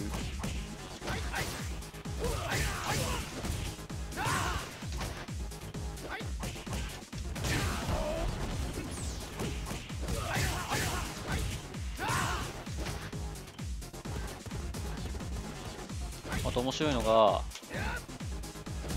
のクソみたいなバグ。これね、残機の祖国避けるのかな。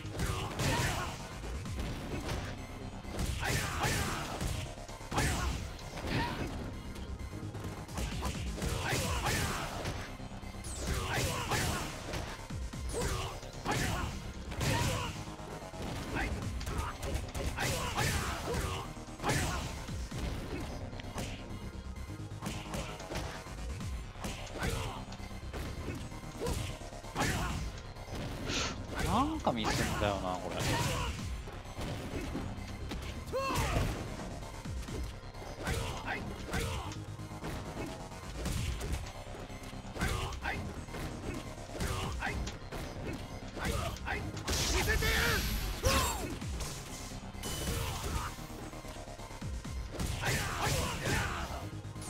で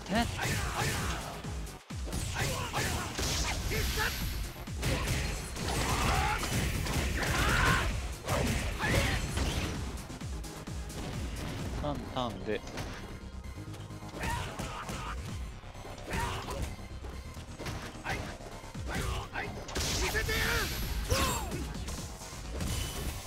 難しい。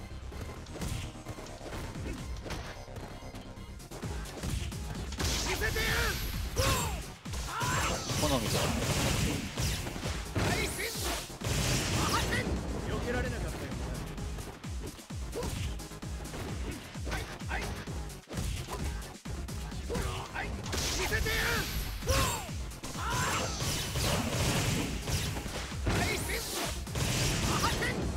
れなかったよ。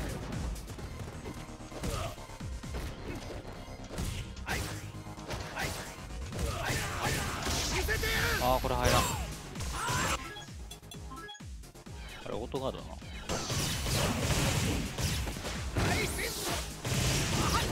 避けられなかったよ。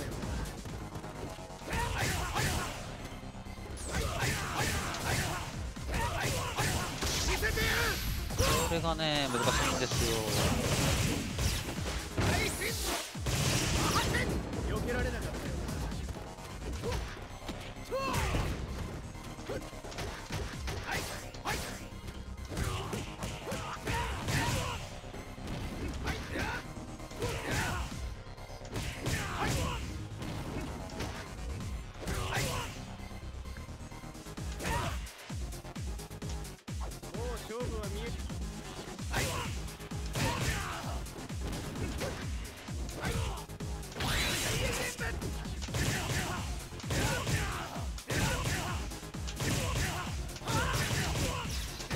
なるほど。こ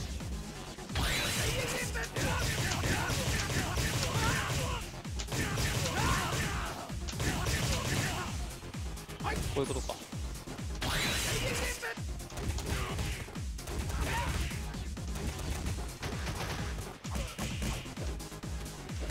これしか知らないんだよ、これ。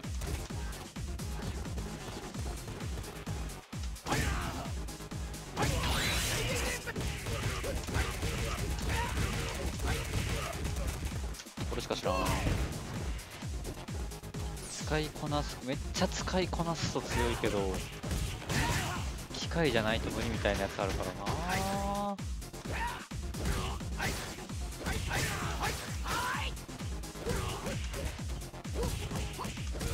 よし、エイペックスレジェンズやろう。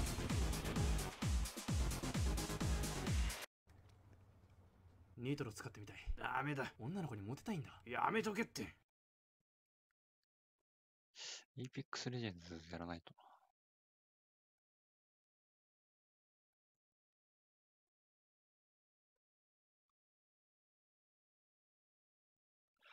は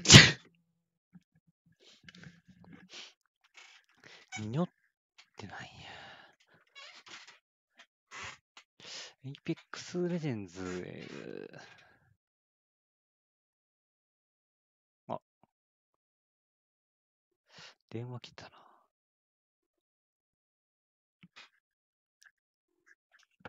ちょいと待ち。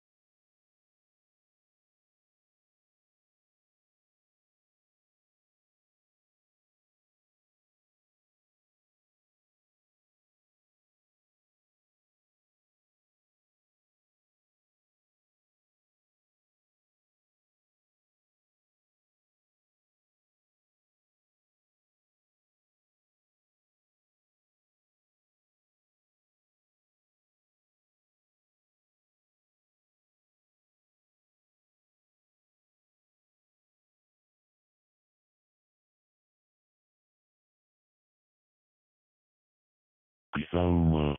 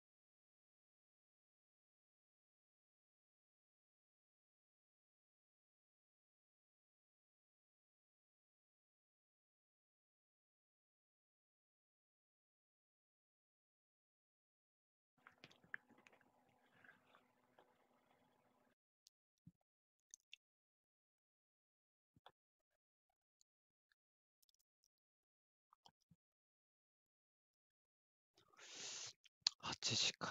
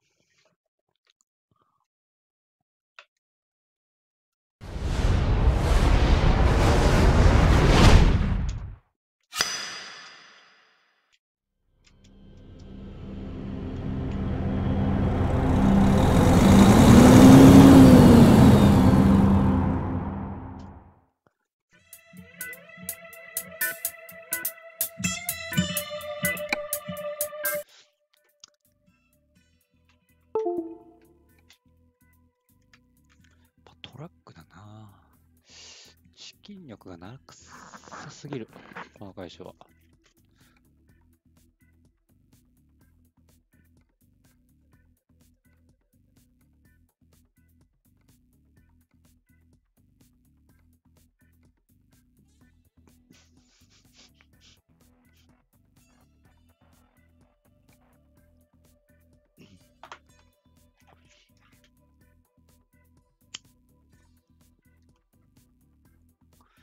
これすごいいいな。ペン尽きたさ。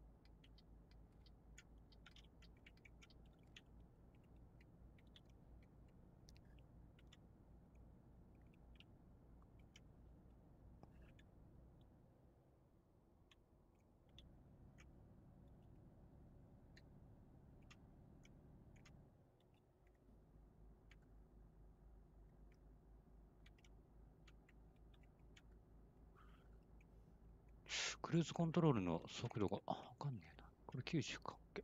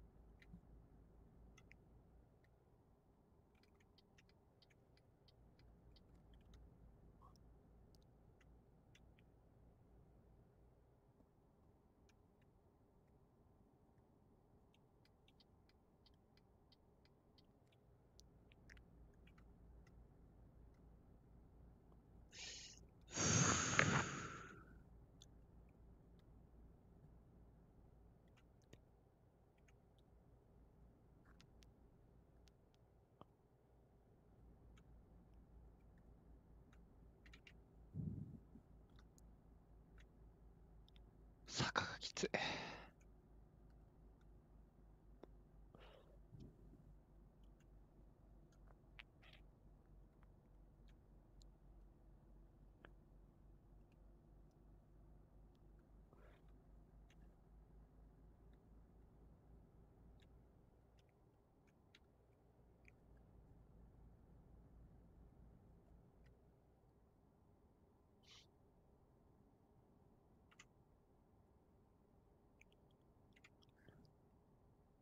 音ちっちゃい、もしかして。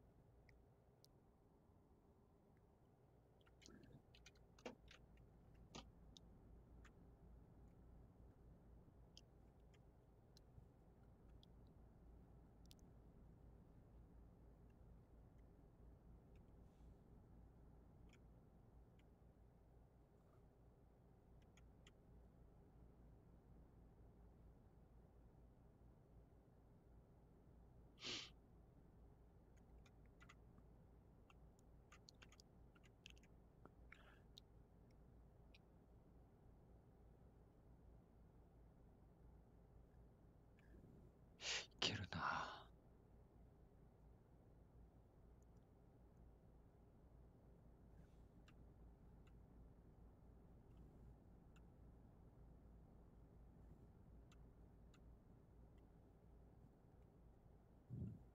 なんか来た。トラックなんだよな。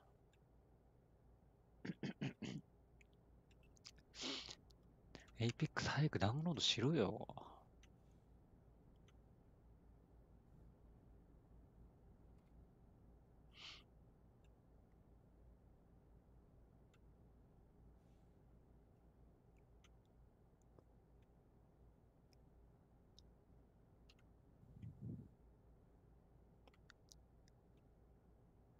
エイペックスね、2回ぐらいやったけど、まずどれがどれなのかわかんないじゃん、操作がね。あとね、めっちゃ敵見えづらい。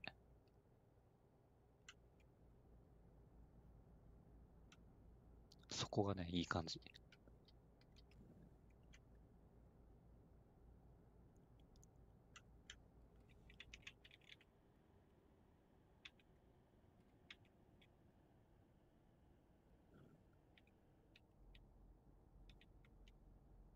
我々ならいける。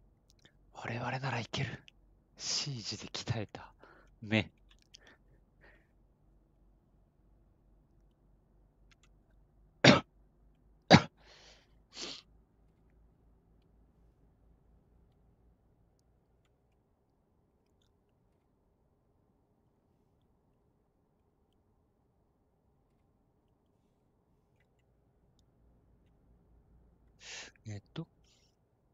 右に曲がるのかな。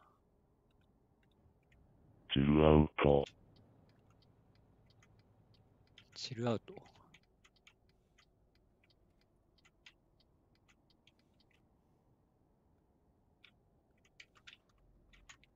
あれよし。どけや、おめえ。どけや。バカかよ。邪魔なんだよ、おめえよ。もう邪魔なんだよ。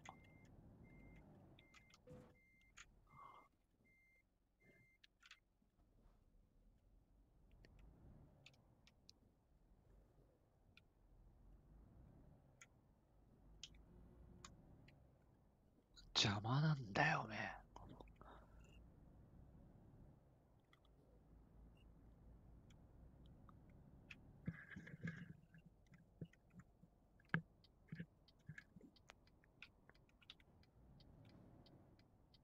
画面映ってないよ。忘れてたわ。そういえば。チルアウトってそういうことね。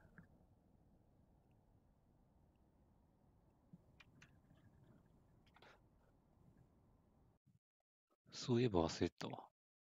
これで映るでしょ。音はあったのか、むしろ。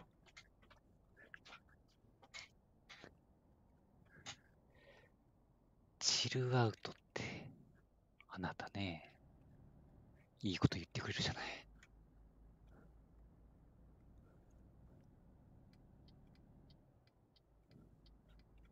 画面、見てないからな、そっち。おい、ウィンカー出したんだからお前、止まれ。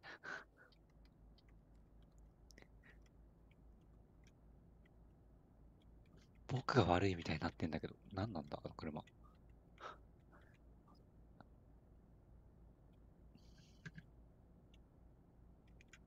僕は悪くない。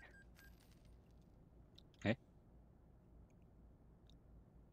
あ、ローンを返済しました。債ですか。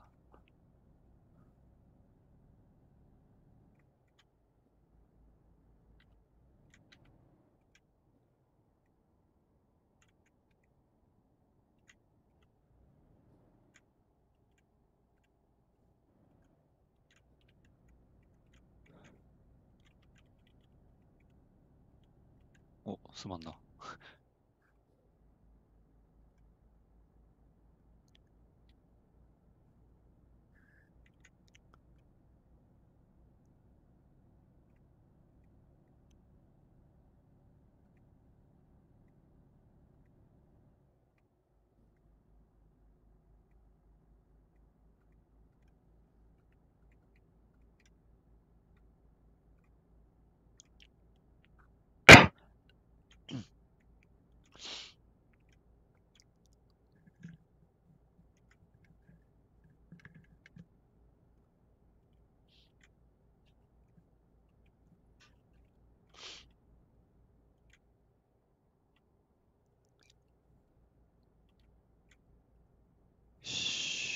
長いな。フランスの大地か。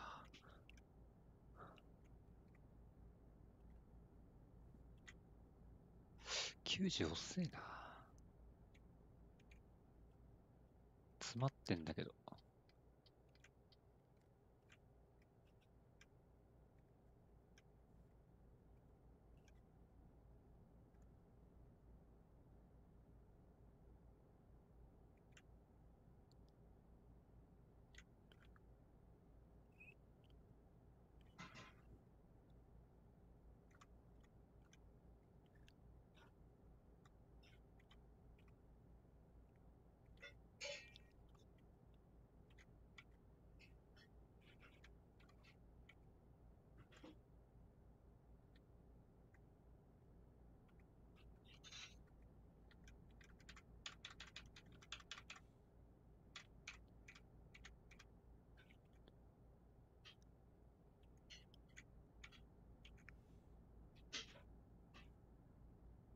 キーボードで運転するのは疲れるな。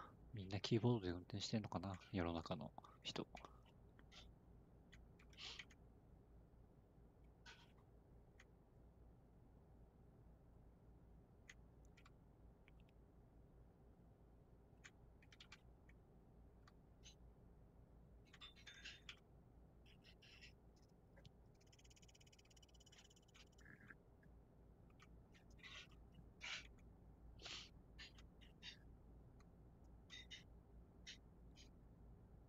高速運転する機会が長くてって感じのゲームだな、これ。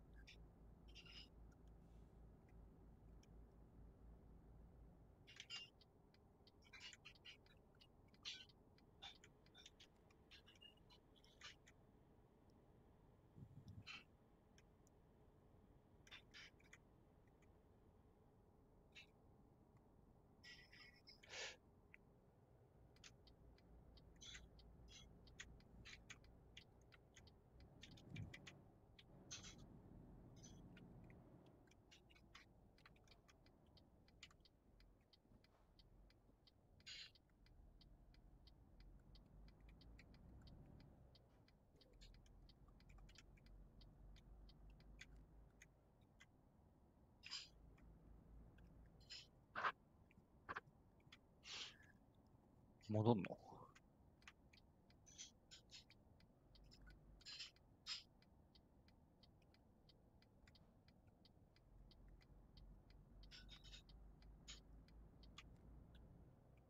違うな。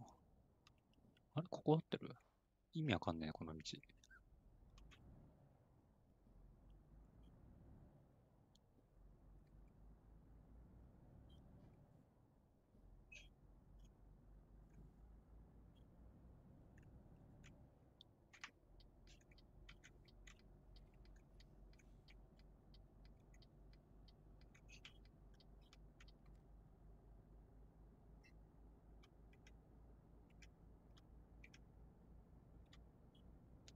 画面がちょっともっとこうだな。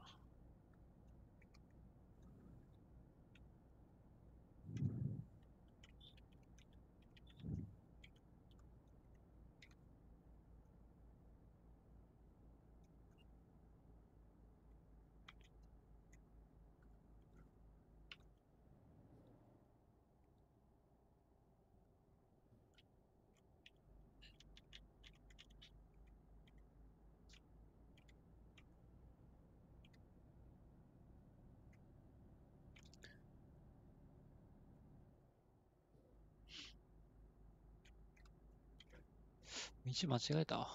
もしかして、なんかやたら長いと思ったけど。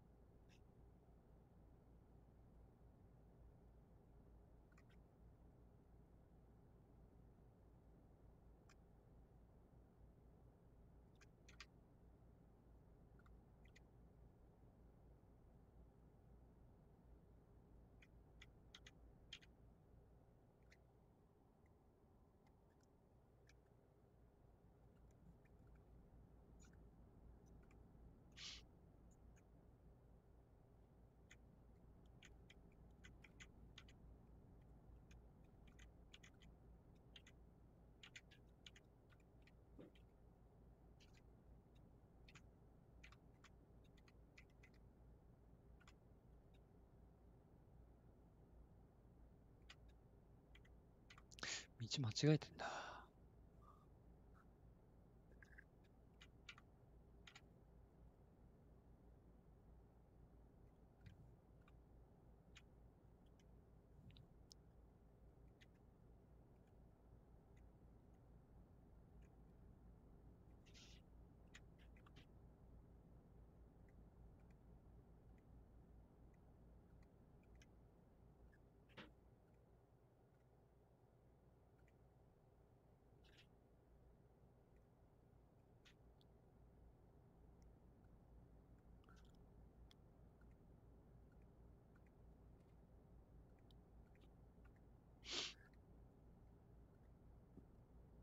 ミニクーパー。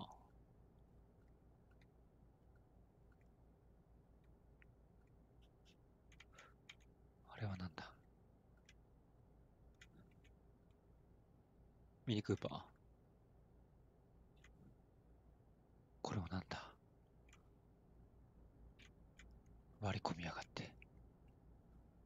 運転上手になりましたね。落ち着いた感じが。落ち着いてきてんなぁ。BMW。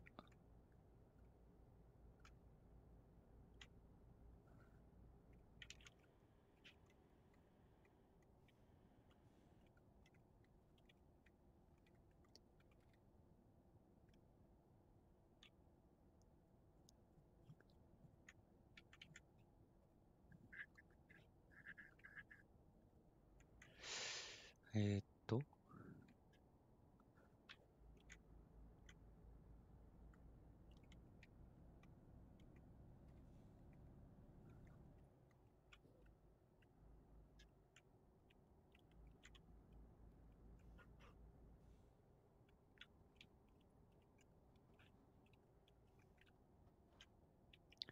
どうすんだこれ。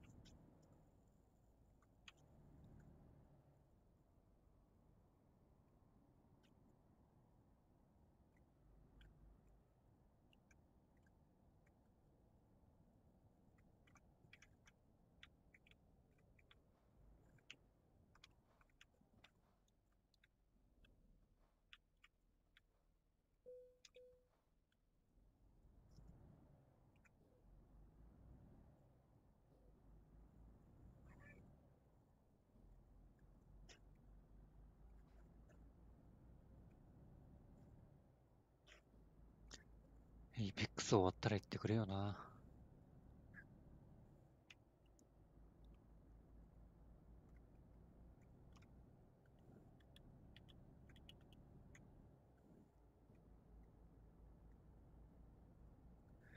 くっそギリギリですれ違うトラック。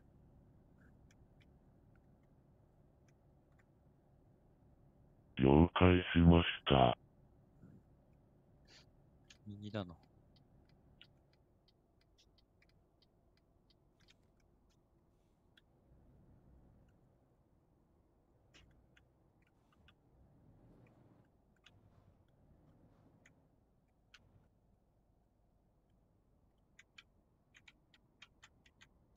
巻き込むな、これ。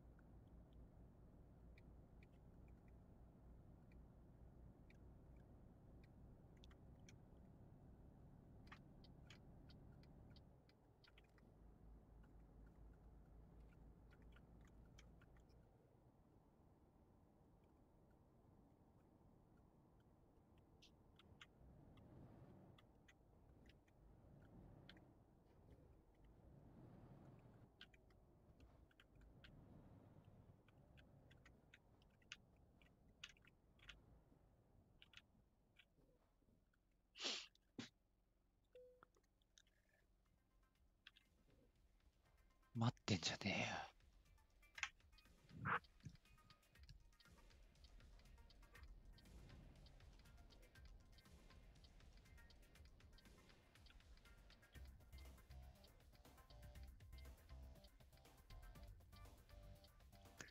直進がとどまることを知らない。ここ行けるか？赤な。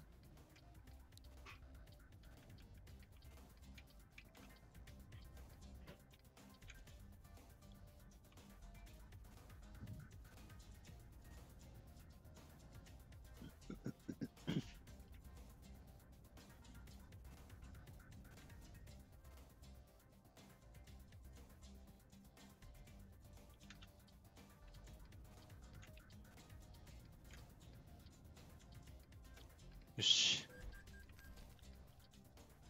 間に合わせたな。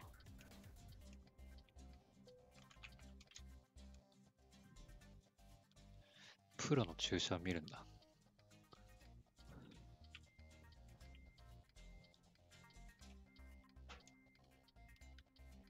プロの注射を見とけ。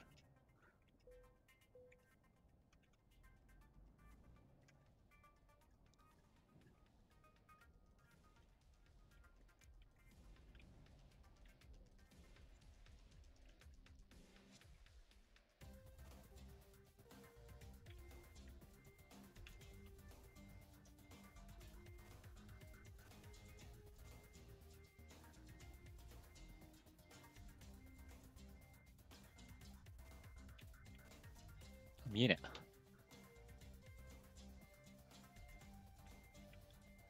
え。もう全然違うな、場所が。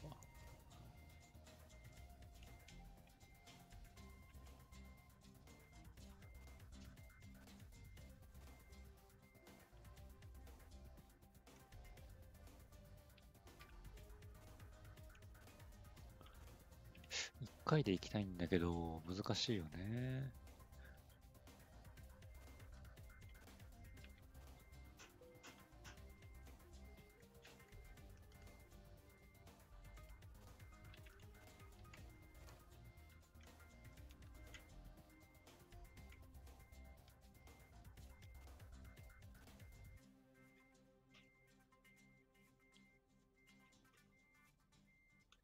ぶつかりますね。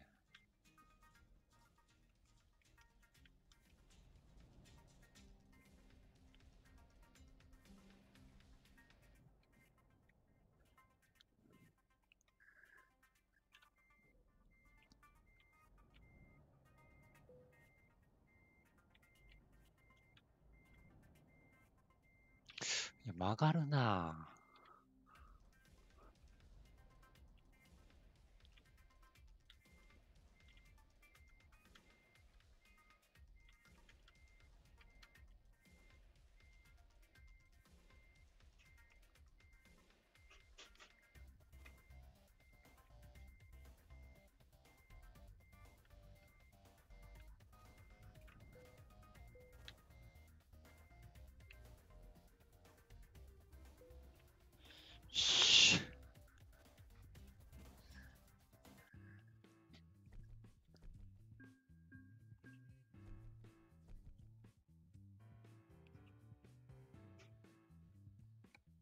プロの注射だったな。やっ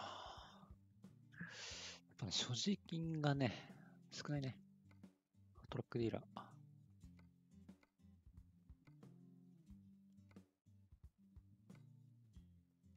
メルセデス。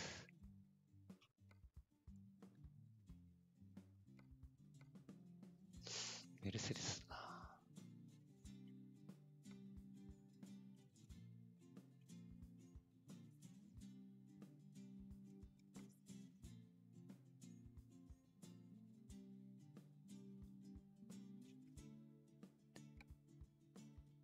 お金を稼がなければいけない。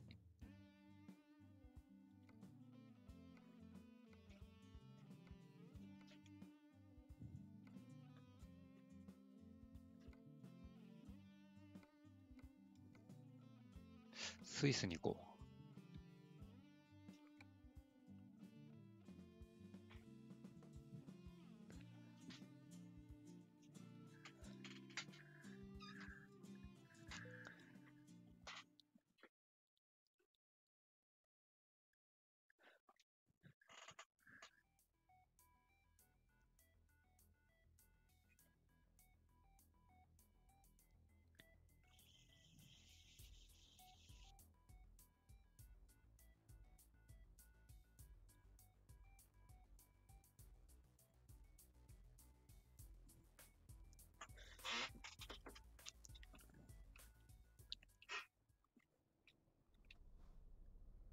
どこのメーカーやねん、これ。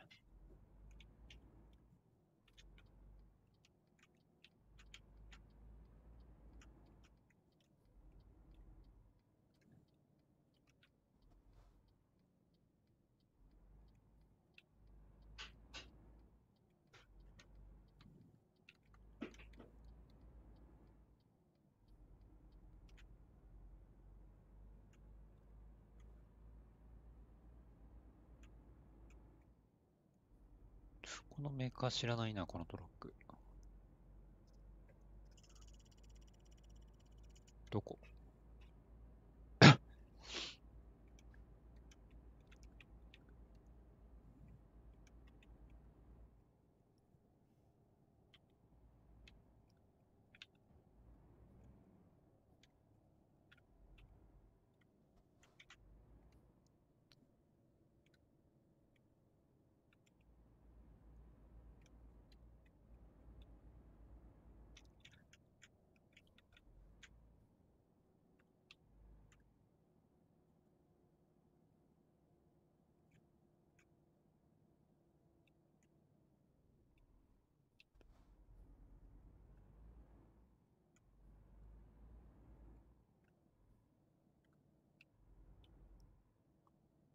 え？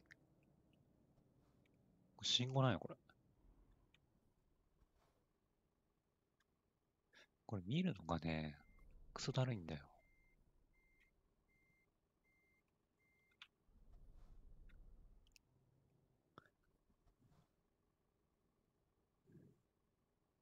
止めるか、勝手に。突っ込んで止まれっつって。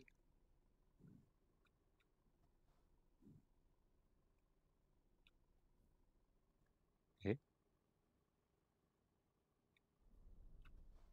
無理か。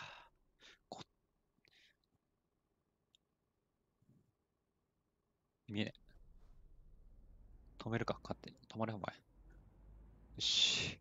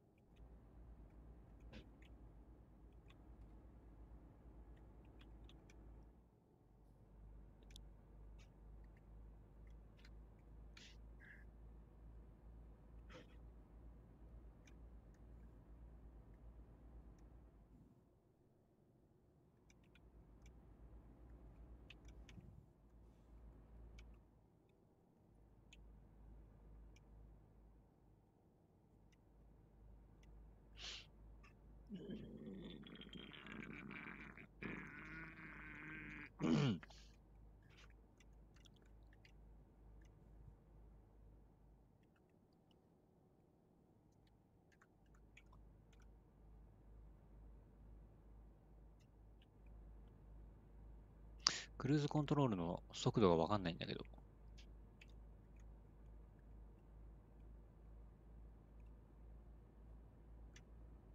今80にしてると思うんだけどな。ち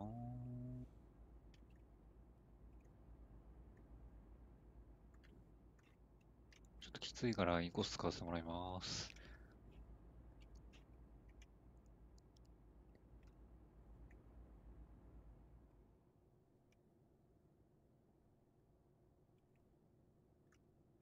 クソギリギリを攻めるおじさん。ギリギリを攻めるおじさんね。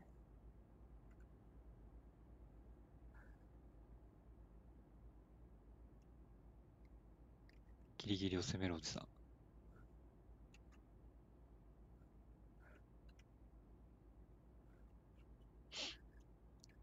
怖いよ。対向車のトラックがギリギリ攻めてたら、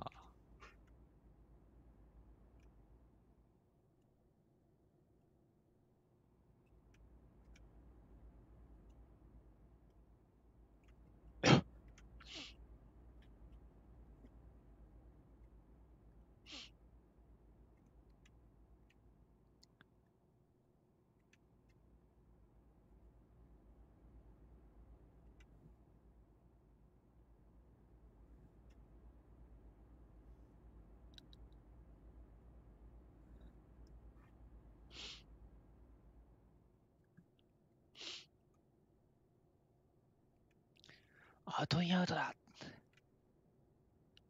できねえじゃねえか。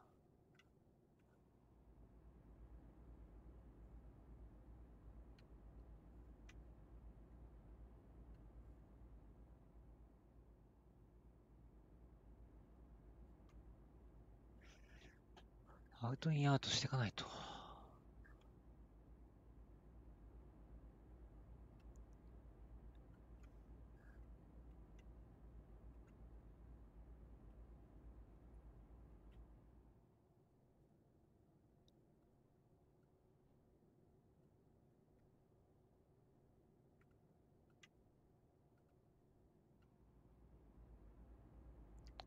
少しでも早くお客様に荷物を届けなければいけない。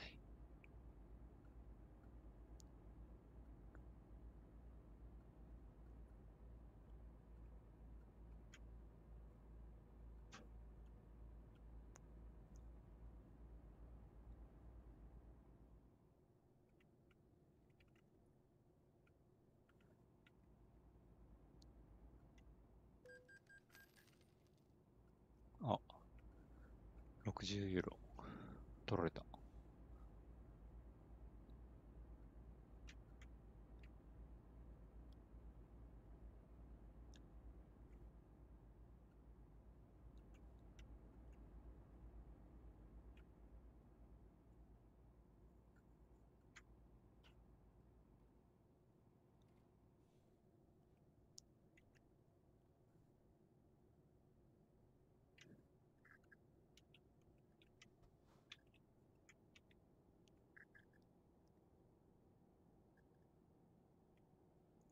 新幹線か走ってる。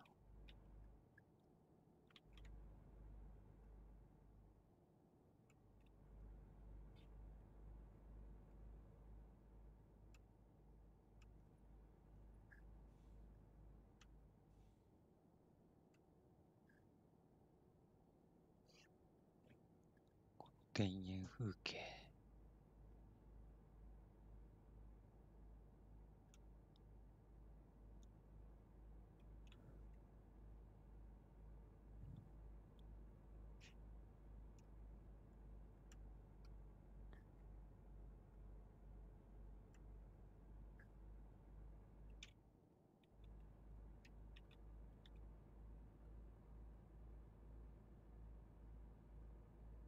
お、スイスか？こっからスイスなのか。スイスって勝手に入れんの？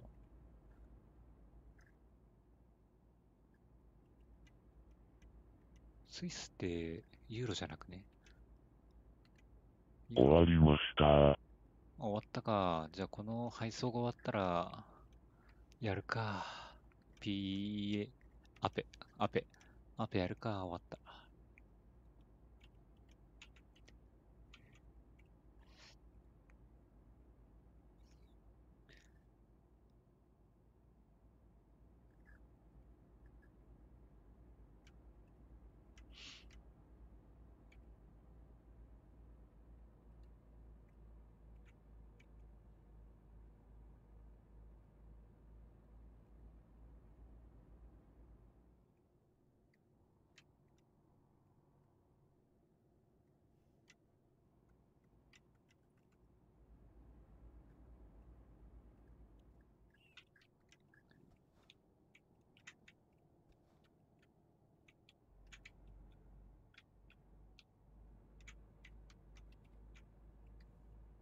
すげえくねくねすんな、こう。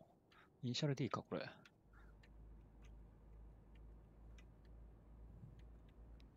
これイニシャル D だな。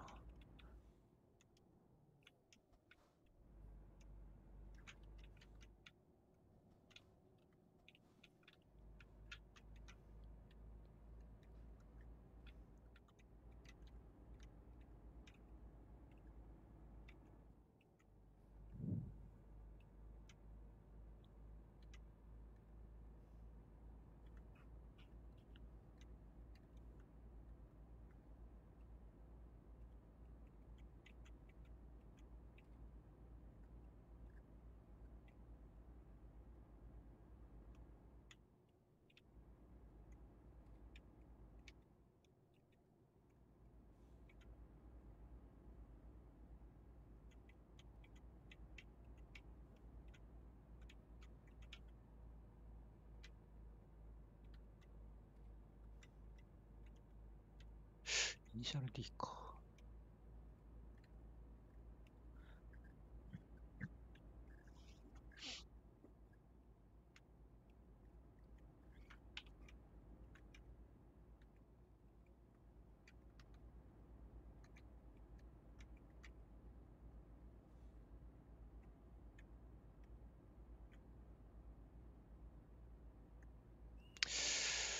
スイスの道はカーブがきつい。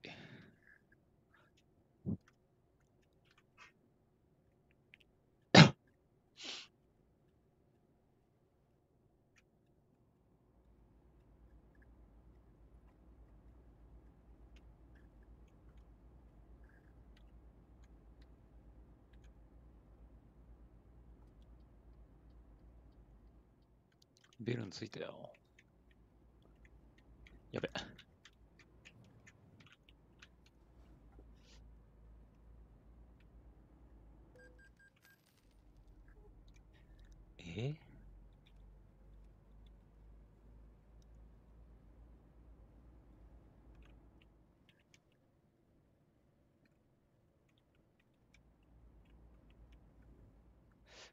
スイスの首都やな。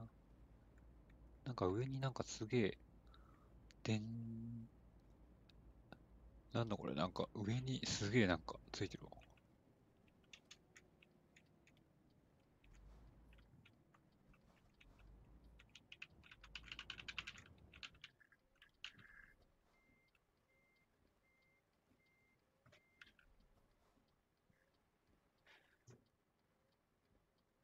ここ右じゃねえ。危な。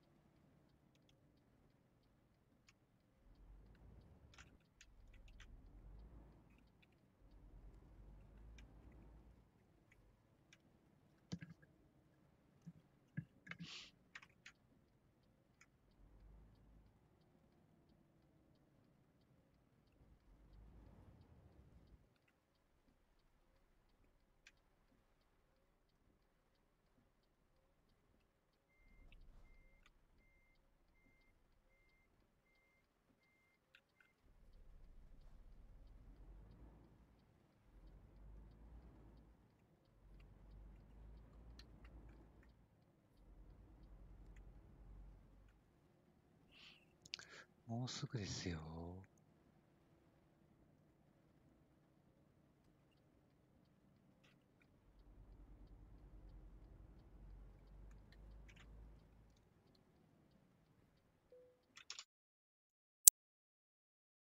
どうなの昇進だ。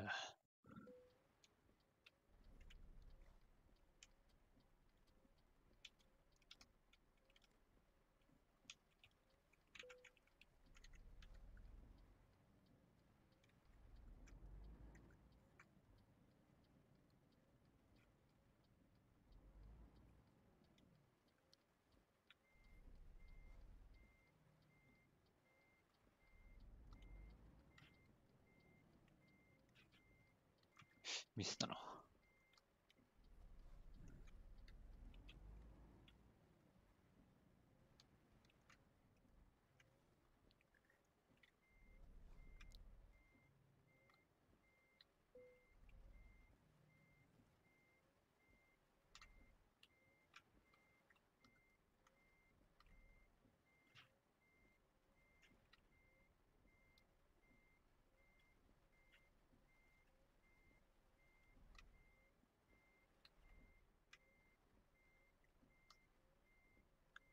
下手くそか。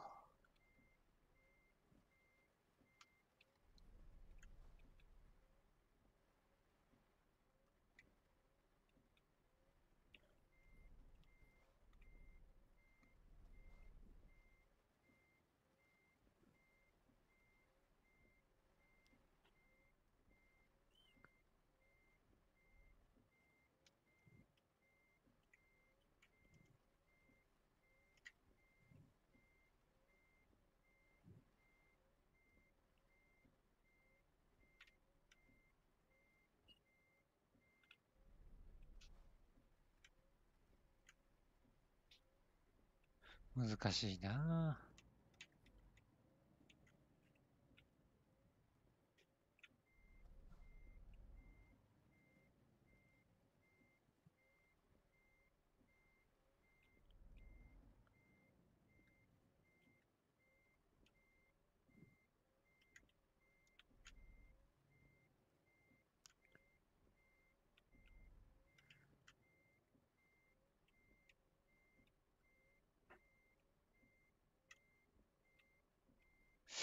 もっと右か。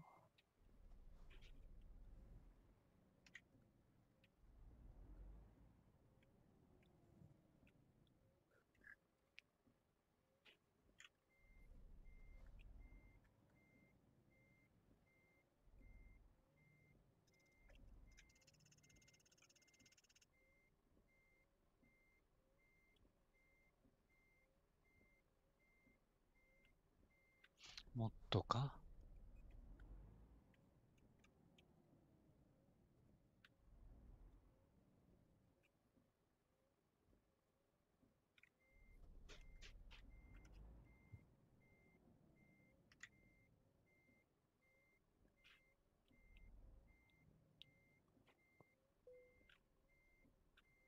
完璧なんじゃん。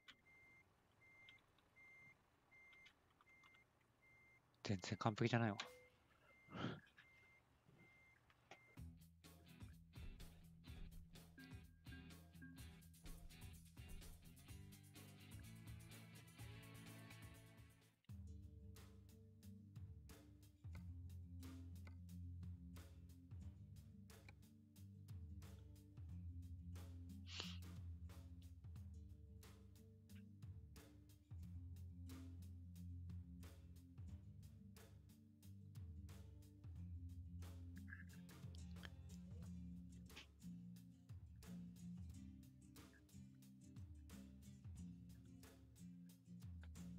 終わりー。おしまーい。ほなな。